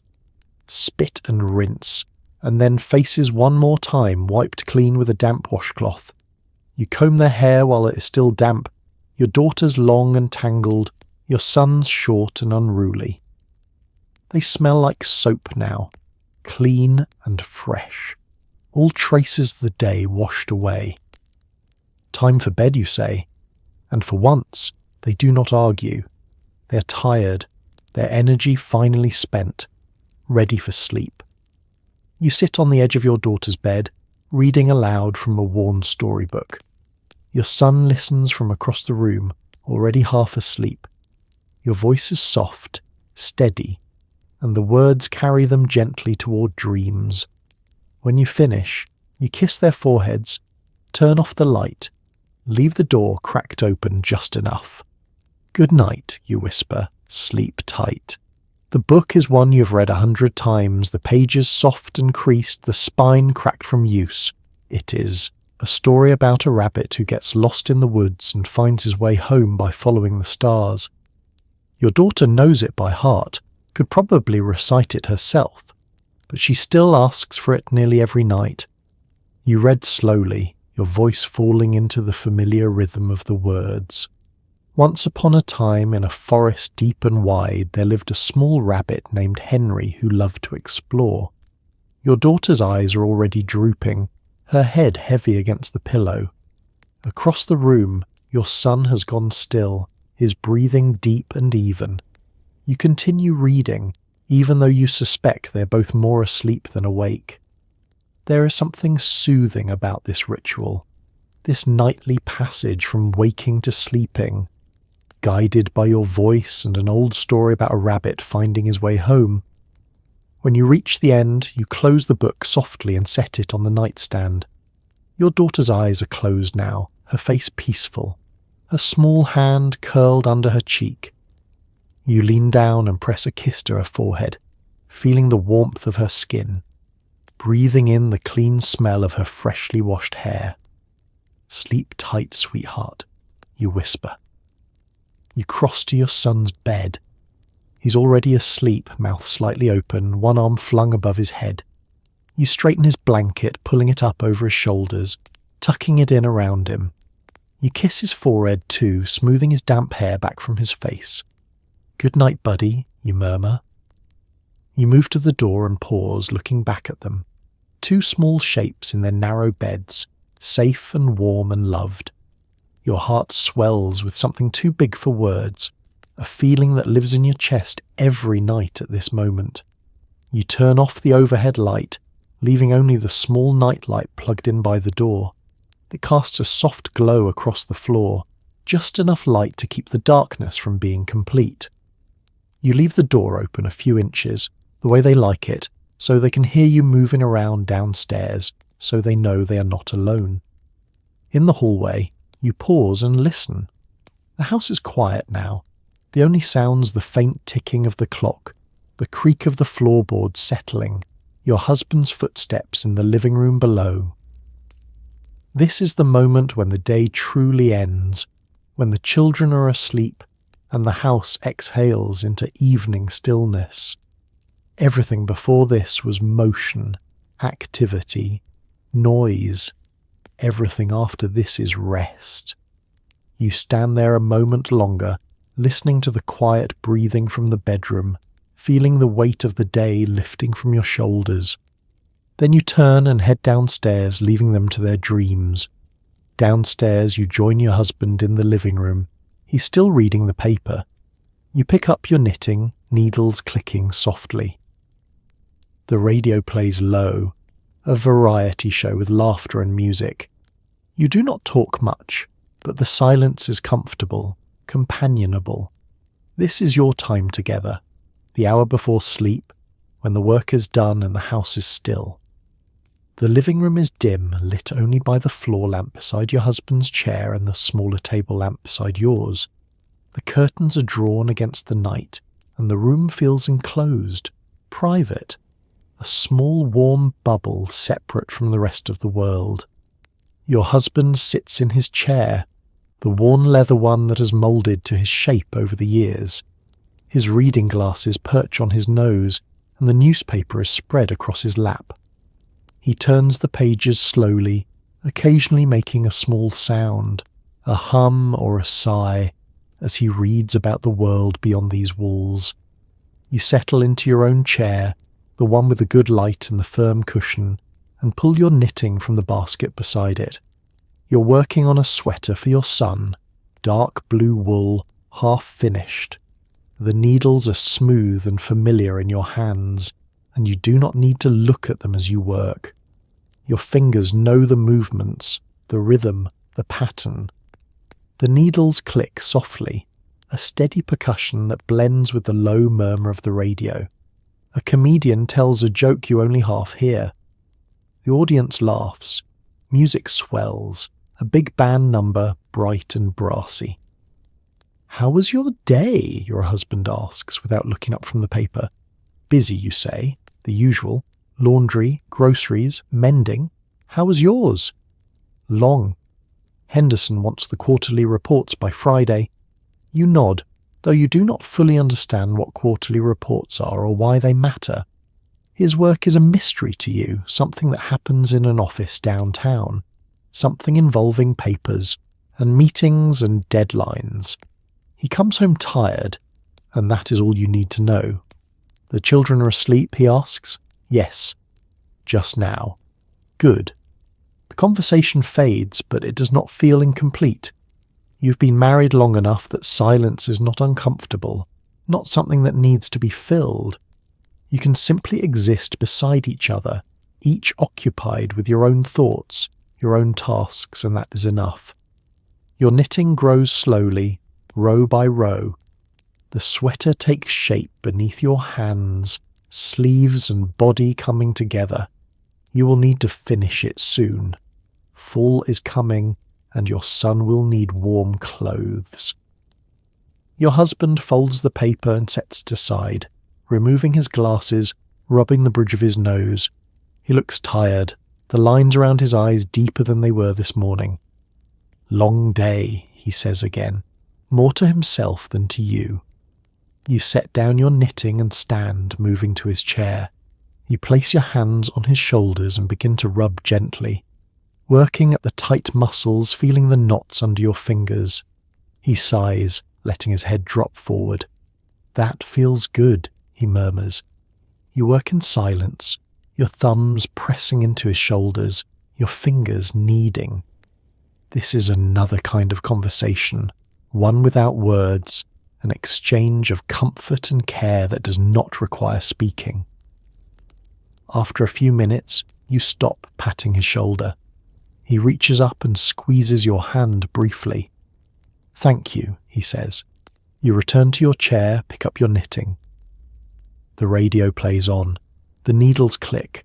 The house is quiet around you, settled and peaceful. This is marriage, you think. Not the wedding day, not the romance of courtship, but this. Two people in a quiet room, tired from the day, comfortable in each other's presence. It is ordinary. It is everything. Outside, a car passes on the street. A dog barks once, then falls silent. The night deepens. You knit, he rests, and the evening drifts toward its close. Before bed, you move through the house one last time. You check the doors, turn off the lights, set out your husband's lunch pail for tomorrow.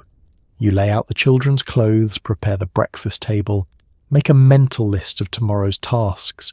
You're always thinking ahead, always preparing, always ensuring that tomorrow will run as smoothly as today. The living room lamp clicks off, and the room falls into darkness. You move through the house by memory, your feet knowing every step, every turn. The front door first, checking that it is locked. The deadbolt turned, the chain latched. You test it once, pulling gently, making sure it is secure. The back door next, through the kitchen, the linoleum cool beneath your bare feet. This lock is older, more stubborn, and you have to jiggle it slightly before it catches. You check the windows too, making sure they are latched, that nothing is left open to the night. The kitchen is dark, clean, ready for tomorrow. You pause at the counter and pull out your husband's lunch pail from the cupboard, setting it beside the bread box. Tomorrow morning you will pack it. 2 sandwiches, an apple, a thermos of coffee. But tonight you simply set it out. a small piece of tomorrow handled in advance. You move to the table and lay out the breakfast dishes. 4 plates, 4 bowls for oatmeal, 4 spoons. The sugar bowl in the centre, the butter dish from the icebox so it will be soft enough to spread by morning. Everything in its place, everything ready. Upstairs you slip quietly into the children's room. They are both deeply asleep now, hours into dreams. You straighten the blankets that have been kicked askew, tuck them back in. On the dresser, you lay out tomorrow's clothes. Your daughter's green dress with the white collar, fresh underwear, clean socks. Your son's school trousers, a clean shirt, his good shoes. Their school bags are downstairs by the front door, homework tucked inside, ready to be grabbed on the way out. You made sure of that earlier. Nothing is worse than the morning scramble for a forgotten assignment. In your own bedroom, you set out your house dress for tomorrow, the faded blue one with the practical pockets. Your apron hangs on the hook behind the door waiting. Everything is positioned to make the morning easier, faster, to buy yourself a few extra minutes of sleep or a fewer decisions to make before dawn. You stand in the middle of the bedroom and mentally walk through tomorrow, Tuesday. The mending basket still needs attention. The garden needs watering if it does not rain. You need to stop at the butcher for pork chops. The sheets need changing, and there is dusting to do in the living room. The list forms in your mind, organising itself by priority, by time of day. You will wake at 5:30, start the coffee, make breakfast. The children will need to be at school by 8. That gives you the morning for housework. The butcher closes at 4, so you will need to go after lunch, but before you start dinner preparations. Your life is a series of tasks, each one leading into the next, each one necessary for the smooth functioning of the household. You are the planner, the organizer, the one who holds it all together. If you do not prepare, if you do not think ahead, everything falls apart. You move to the window and look out at the street. The houses are dark, everyone else already asleep. The streetlights glow softly, casting pools of yellow light on the sidewalk. Somewhere a cat prowls through a hedge. The night is quiet, peaceful. You pull the curtains closed and turn back to the room.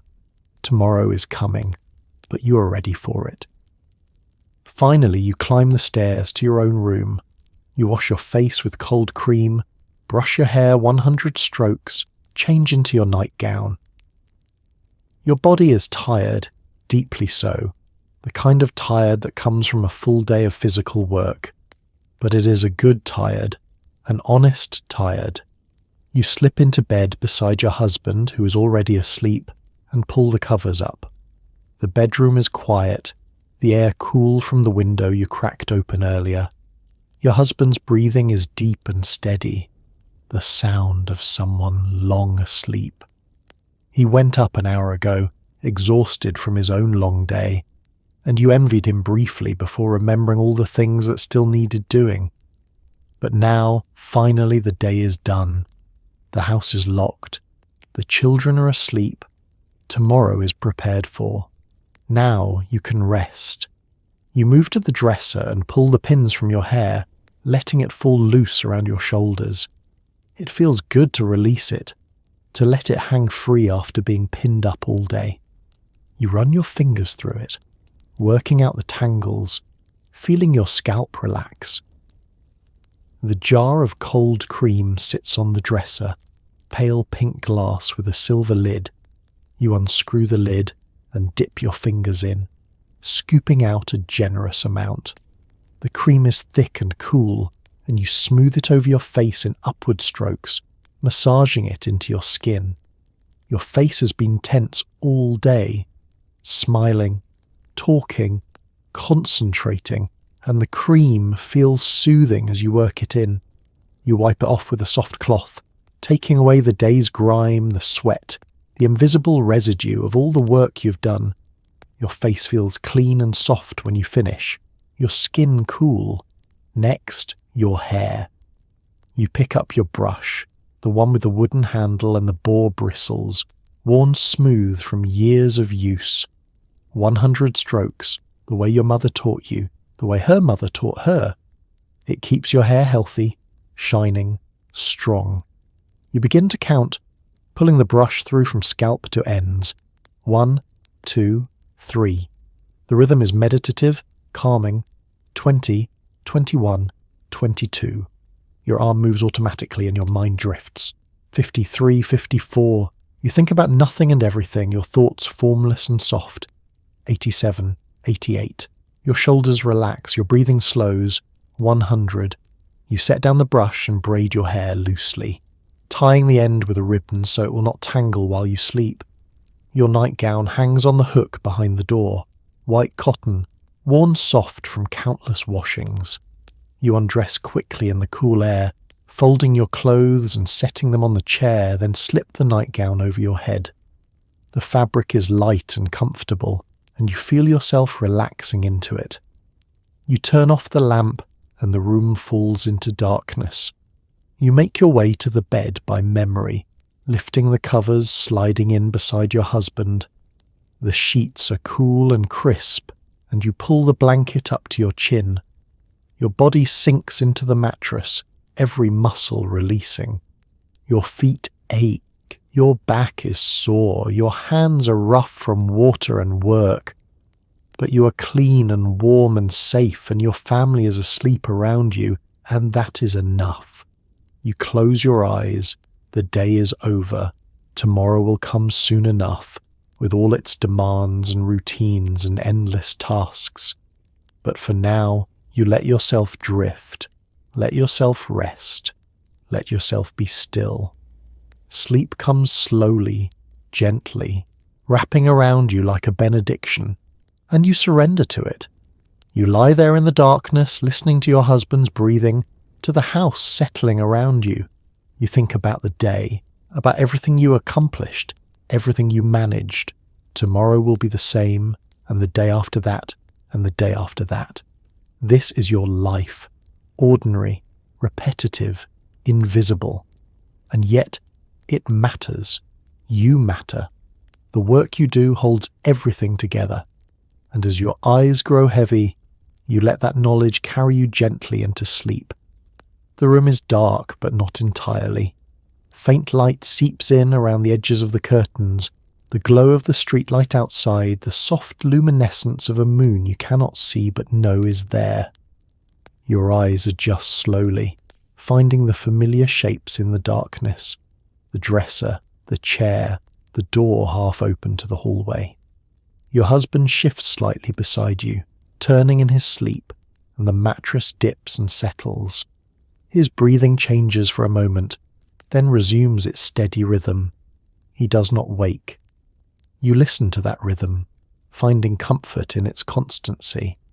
The house makes its nighttime sounds around you. The old wood settling, timbers contracting in the cooling air, the faint ticking of the clock downstairs, a creak somewhere in the walls, the building breathing. These sounds are familiar, a nightly lullaby you've heard for years.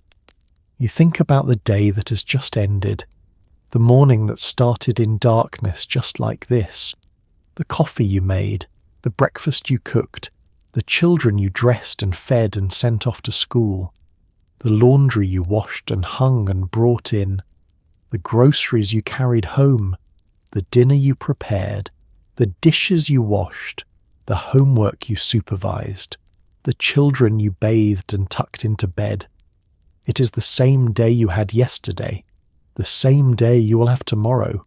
Wake, cook, clean, tend, feed, wash, mend, prepare. Again and again and again, an endless cycle that repeats with only small variations. The pattern of your life, predictable and unchanging. There are moments when you wonder if this is enough, if this is all there is, if anyone notices the work you do, the invisible labour that keeps the household running, that keeps everyone fed and clothed and cared for. Your husband goes to work and earns money, and that is valued, recognised, compensated.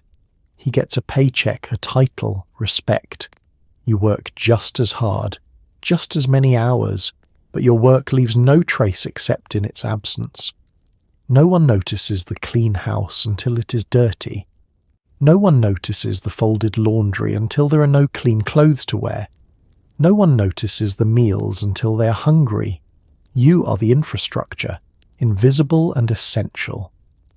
But tonight, lying in the dark, you let yourself feel the weight of what you have accomplished. You fed 4 people 3 meals. You washed an entire household's worth of laundry. You cleaned every room. You helped your children learn. You prepared for tomorrow. That is not nothing. That is everything. Without you, this family would fall apart. Without you, there would be no clean clothes, no hot meals, no ordered home. Without you, the children would not get to school on time, would not have their homework done, would not be bathed and tucked into bed with kisses and stories. You are the centre around which everything else revolves. You matter. The work you do matters, even if no one says it, even if no one sees it, even if there is no paycheck, no title, no recognition. You know, and maybe, for tonight, that is enough. Your eyes grow heavy, your thoughts beginning to fragment and drift. The day releases its hold on you, letting you slip away into the softness of sleep. Tomorrow will come, the work will begin again, the cycle will continue, but tonight you rest. And in the darkness, in the quiet, in the space between waking and sleeping, you allow yourself a moment of grace. You did well today. You did enough. You are enough. And with that thought, soft and gentle as a benediction, you finally let go. Sleep rises to meet you, and you sink into it gratefully. Your body releasing, your mind quieting, your heart at peace. The house breathes around you, your family sleeps, and you, at last, sleep too. Sunday morning arrives differently than the rest of the week. You still wake early, but there is a softness to it, a sense of occasion. The house stirs more slowly, more gently. Today is the Lord's day, and everything moves at a different pace. You make a simpler breakfast, something quick that will not interfere with everyone getting dressed in their Sunday best. The children are scrubbed extra clean, their hair combed with special care. Your husband wears his suit, the good one he saves for church and funerals, and you wear your Sunday dress, the navy one with the white collar, the one that makes you feel proper and presentable before God and the congregation. The kitchen is quiet this morning, no rush of getting children off to school, no husband hurrying to catch his ride to work.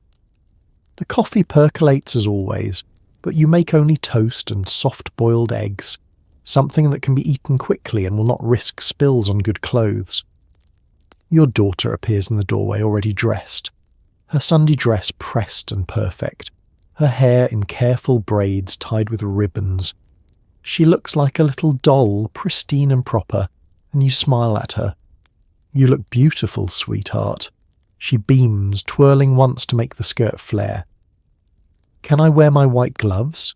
Yes, they're in the drawer. Your son comes down next, tugging at his collar, his face scrubbed so clean it shines. He hates dressing up, hates the stiff shirt and the tie that feels like it is strangling him, but he knows better than to complain on Sunday morning.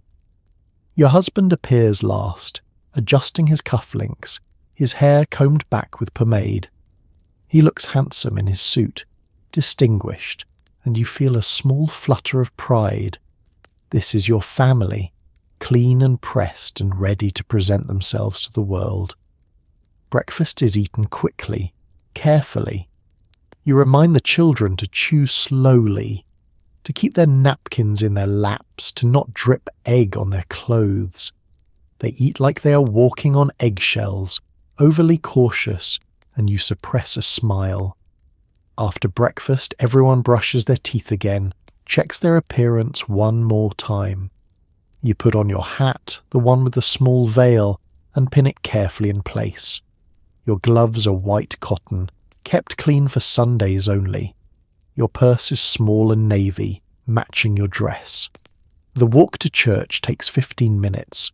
The whole family moves together down the sidewalk, your husband's hand at your elbow, the children walking ahead but not too far. Other families are walking too, all headed in the same direction, all dressed in their Sunday clothes. You exchange nods and smiles with neighbours, murmured good mornings. The church stands at the corner of Main and Elm, white-clabbered with a tall steeple and a bell that rings at 9:45 calling the faithful. You can hear it now, clear and bright, echoing across the neighbourhood. Inside, the church smells of wood polish and old hymnals and the faint sweetness of the flowers arranged at the altar. The morning light filters through the stained glass windows, casting coloured patterns across the pews. You file into your usual spot, third row from the back on the left side.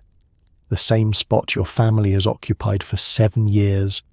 The children sit between you and your husband, a buffer to keep them from fidgeting too much. The organ begins to play, and the congregation rises. The service is beginning, and you are here, part of this community, part of this ritual that connects you to something larger than your kitchen, larger than your daily tasks, larger than yourself. You open your hymnal and begin to sing, your voice joining with all the others, rising toward the rafters. For 1 hour, you are not a housewife. You're not a mother or a cook or a maid. You're simply a soul, seeking grace. After church, you return home and immediately begin preparing Sunday dinner, the most important meal of the week. This is not the hurried cooking of a weeknight. This is a production, a feast, something that requires hours of work and fills the house with the smell of roasting meat and baking bread. You pull out your good china, the set your mother gave you as a wedding gift. You iron the tablecloth, the white one with the embroidered edges. Everything must be perfect. Sunday dinner is tradition, is family, is the meal that gathers everyone together and reminds you why all the other days of work matter. The church service ends at 11:30, and by noon you're back in your kitchen, apron tied over your Sunday dress, sleeves rolled up. Sunday dinner will be served at 1 o'clock sharp, which means you have exactly 1 hour to finish preparations that you started yesterday afternoon. The chicken has been sitting in the icebox since Saturday, already cleaned and seasoned. You pull it out now, the skin pale and pimpled, and place it in the roasting pan. You rub butter over the entire bird, massaging it into the skin, then sprinkle it with salt and pepper and a bit of paprika for colour. Quartered potatoes go around the chicken, along with carrots and onions. The pan is heavy as you slide it into the oven, and you set the timer calculating backwards from 1 o'clock. While the chicken roasts, you make the biscuits. You have made this recipe so many times you do not need to measure. Flour, baking powder, salt, butter worked in with your fingers until it resembles coarse meal, then milk stirred in just until the dough comes together. You turn it out onto the floured counter and pat it gently, fold it over itself twice, then roll it out and cut circles with a biscuit cutter. Each round goes onto the baking sheet, and when they're all cut, the pan goes into the oven below the chicken. The green beans were snapped yesterday, a tedious job you did while listening to the radio. Now you put them in a pot with ham hock, water, and a pinch of salt. They will simmer slowly, the ham flavouring the beans until they're tender and rich. The table needs setting.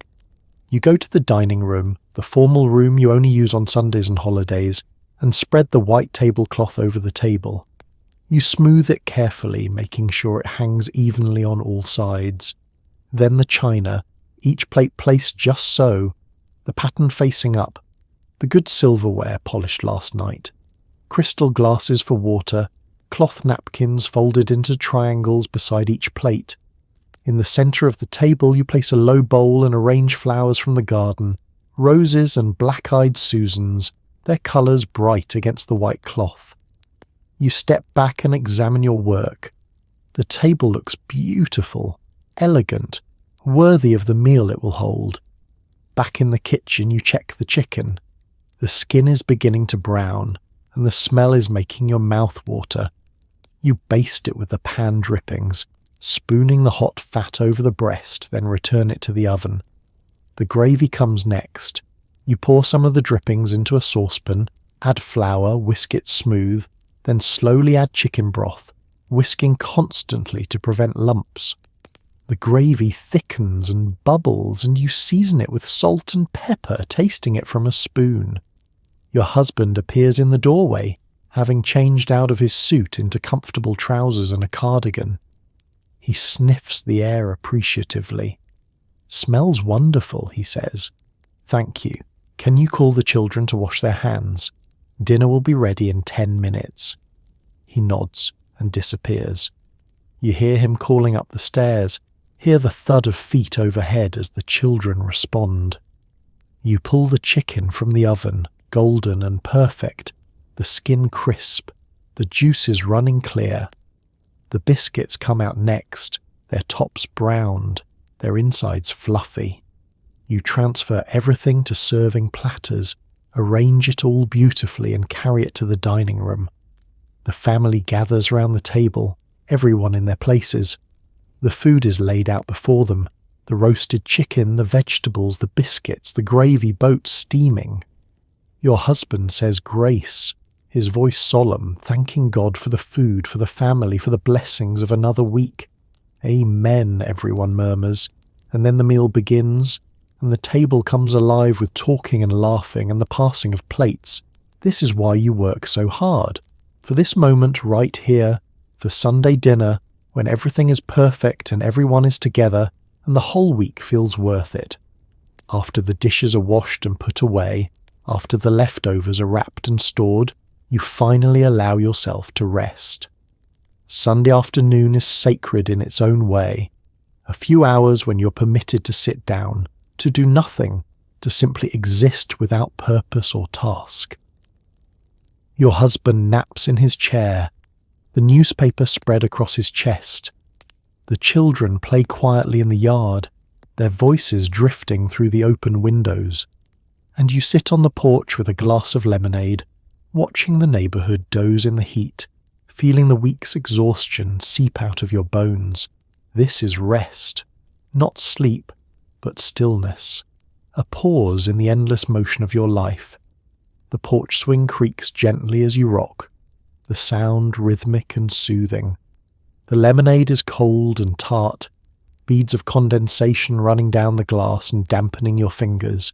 You sip it slowly, savouring it, in no hurry to finish. The afternoon is warm, the sun high and bright, though here on the porch the shade provides relief. A slight breeze stirs the leaves of the elm tree in the front yard, and you can hear the susurrus of it, gentle and peaceful. Your body is tired in that deep, satisfying way that comes after hard work completed. Your feet ache slightly, your back is sore, your hands are chapped from washing dishes in hot water. But you're clean and fed, and the house is in order, and there is nothing that needs doing right this moment. Nothing. The word itself feels revolutionary. Through the screen door, you can hear your husband's soft snoring from the living room. He fell asleep in his chair almost immediately after dinner, as he does every Sunday, the newspaper rising and falling on his chest with each breath. You smile, fond. He works hard all week. He has earned his rest. In the backyard, the children are playing some elaborate game that involves the clothesline poles and a length of rope and rules that make sense only to them. Their voices carry through the air, occasionally rising in dispute, then settling again into cooperation. You do not interfere. As long as they are safe and relatively quiet, they can play as they wish. Around the neighbourhood, other families are doing the same. Mrs. Henderson is sitting on her porch across the street, shelling peas into a bowl. Mr. Patterson is washing his car in the driveway, the hose running, water sparkling in the sunlight. The Johnsons' teenage son is mowing their lawn, the mower rattling and buzzing. This is Sunday afternoon in 1955 America. A neighborhood at rest, everyone pausing between the work of the week past and the work of the week to come. You rock gently, letting your mind drift. You think about nothing in particular. The way the light falls through the leaves, the sound of a distant lawnmower, the taste of lemon on your tongue. Small things, ordinary things, things that would not matter to anyone but you in this moment. This is the luxury you allow yourself once a week. Time to think, or not think. Time to simply be.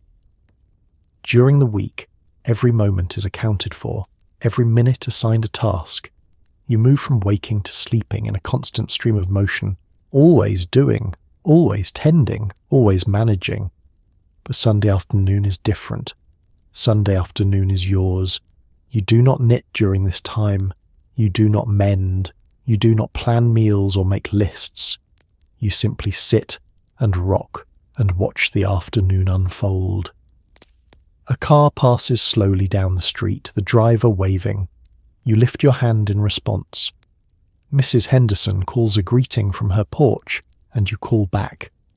These small exchanges, neighbourly and warm, are part of the fabric of this life. The lemonade is nearly gone now, only a few sips left in the bottom of the glass, sweet and watery from melted ice. You drink the last of it and set the glass on the small table beside the swing. Your eyes grow heavy. The warmth, the full stomach, the gentle rocking, all of it conspires to make you drowsy. You let your head rest against the back of the swing and close your eyes just for a moment. The sounds of the afternoon continue around you. Children playing, a car passing, the rhythmic push of a lawnmower, birds singing in the trees, and you, for once, do nothing but listen. This is rest. This is peace. This is the reward for 6 days of labour, and it is enough. Monday morning arrives with a weight all its own. The weekend is over, and the structure of the week returns. You wake at 5:30 as always, but there is a heaviness to it, a sense of beginning again. The breakfast routine is the same, but it feels harder somehow, as though your body is protesting the return to the cycle. Your husband leaves for work, the children leave for school, and you stand in the kitchen, looking at the dishes in the sink, and feel the full weight of another week stretching out before you. But you take a breath, roll up your sleeves, and begin. Because this is what you do. This is who you are, and the work will not do itself. The house feels different on Monday morning, emptier somehow, as though the weekend's warmth has already dissipated. You wash the breakfast dishes alone, the silence pressing in around you. Today is laundry day again. The cycle begins anew. You gather the dirty clothes from the hamper, from the floor of the children's room, from the bathroom. The pile is substantial, a week's worth of living made visible in cotton and wool. You separate it into loads, the familiar sorting, whites, colours, delicates. The basement stairs creak under your feet as you carry the first basket down. The washing machine waits in the corner, and you fill it with water, add soap, begin the process. Your arms remember the motion of cranking the agitator, of feeding clothes through the wringer. Your body settles into the rhythm even as your mind resists. This is the paradox of Monday. Your body knows what to do, has done it so many times that the movements are automatic, but your spirit feels the burden of beginning again, of knowing that this week will be like last week, and the week before that, stretching back and forward in an endless chain of Mondays. You finish the first load and carry the wrung clothes upstairs, out to the line. The morning air is cool, the grass wet with dew. You pin the sheets and towels and shirts, your fingers moving quickly, efficiently. Back inside, you start the second load, then turn your attention to the kitchen. The floor needs mopping, the counters need scrubbing, the icebox needs cleaning out, The leftovers from Sunday are assessed and either kept or discarded. You work steadily, methodically, checking tasks off the invisible list in your mind. This room done, that chore finished, moving from one thing to the next without pause, without rest. By mid-morning, the house is clean again, reset to its baseline state of order. The laundry hangs on the line, fluttering in the breeze. The floors are washed, the surfaces are wiped, everything is ready for the week to unfold. You pour yourself a cup of coffee and sit at the kitchen table, allowing yourself a 5-minute break. The coffee's lukewarm, left over from breakfast, but you drink it anyway. Through the window you can see Mrs. Henderson hanging her own laundry. Monday is laundry day for everyone, a universal truth among housewives. You wave when she looks over, and she waves back, 2 women acknowledging their shared labour. The week stretches ahead of you. Tuesday's ironing, Wednesday's grocery shopping, Thursday's mending, Friday's baking, Saturday's thorough cleaning, and then Sunday again, and then Monday again, and on and on. There are moments, like this one, when you feel the full weight of it. The repetition, the sameness, the way each week erases the work of the last, requiring you to do it all again. But then you think about your children, safe at school, learning and growing. You think about your husband at work, providing for the family. You think about the clean sheets on the beds, the food in the pantry, the order and comfort of a well-kept home. This is your contribution. This is your work. And it matters, even if no one sees it, even if it is undone almost as quickly as it is done. You finish your coffee, rinse the cup, and stand. The second load of laundry is ready to be wrung and hung. The dinner menu needs planning. The house continues to demand your attention, your energy, your time, and you give it, as you always have, as you always will. Because this is Monday, and the week has begun, and the work will not do itself. You roll up your sleeves and continue. So tonight, as you settle deeper into your blankets, let yourself sit with what you have just experienced. A single ordinary day in 1955. A day that began before sunrise and ended after everyone else had gone to sleep. A day measured not in grand events or historical milestones, but in small, essential acts of care. The coffee made in the dark, the laundry hung in the sun, the children kissed goodnight, the quiet hour with a husband who may not have said much, but who was there, steady and present. These women did not think of themselves as remarkable. They did not imagine that someday, decades later, someone would wonder what their days felt like, what their mornings smelled like, how they managed to hold everything together with such grace. They were simply doing what needed to be done. They were loving their families in the most tangible way they knew how, through labour, through routine, through showing up every single day, even when they were tired, even when no one noticed. And perhaps that is the quiet lesson we can carry forward. That love is not always loud or dramatic. Sometimes love is simply making the coffee before anyone else wakes. Sometimes love is folding the laundry and mending the tear and remembering how each person in your family takes their eggs. Sometimes love is the willingness to begin again each morning, even when yesterday's work has already been undone.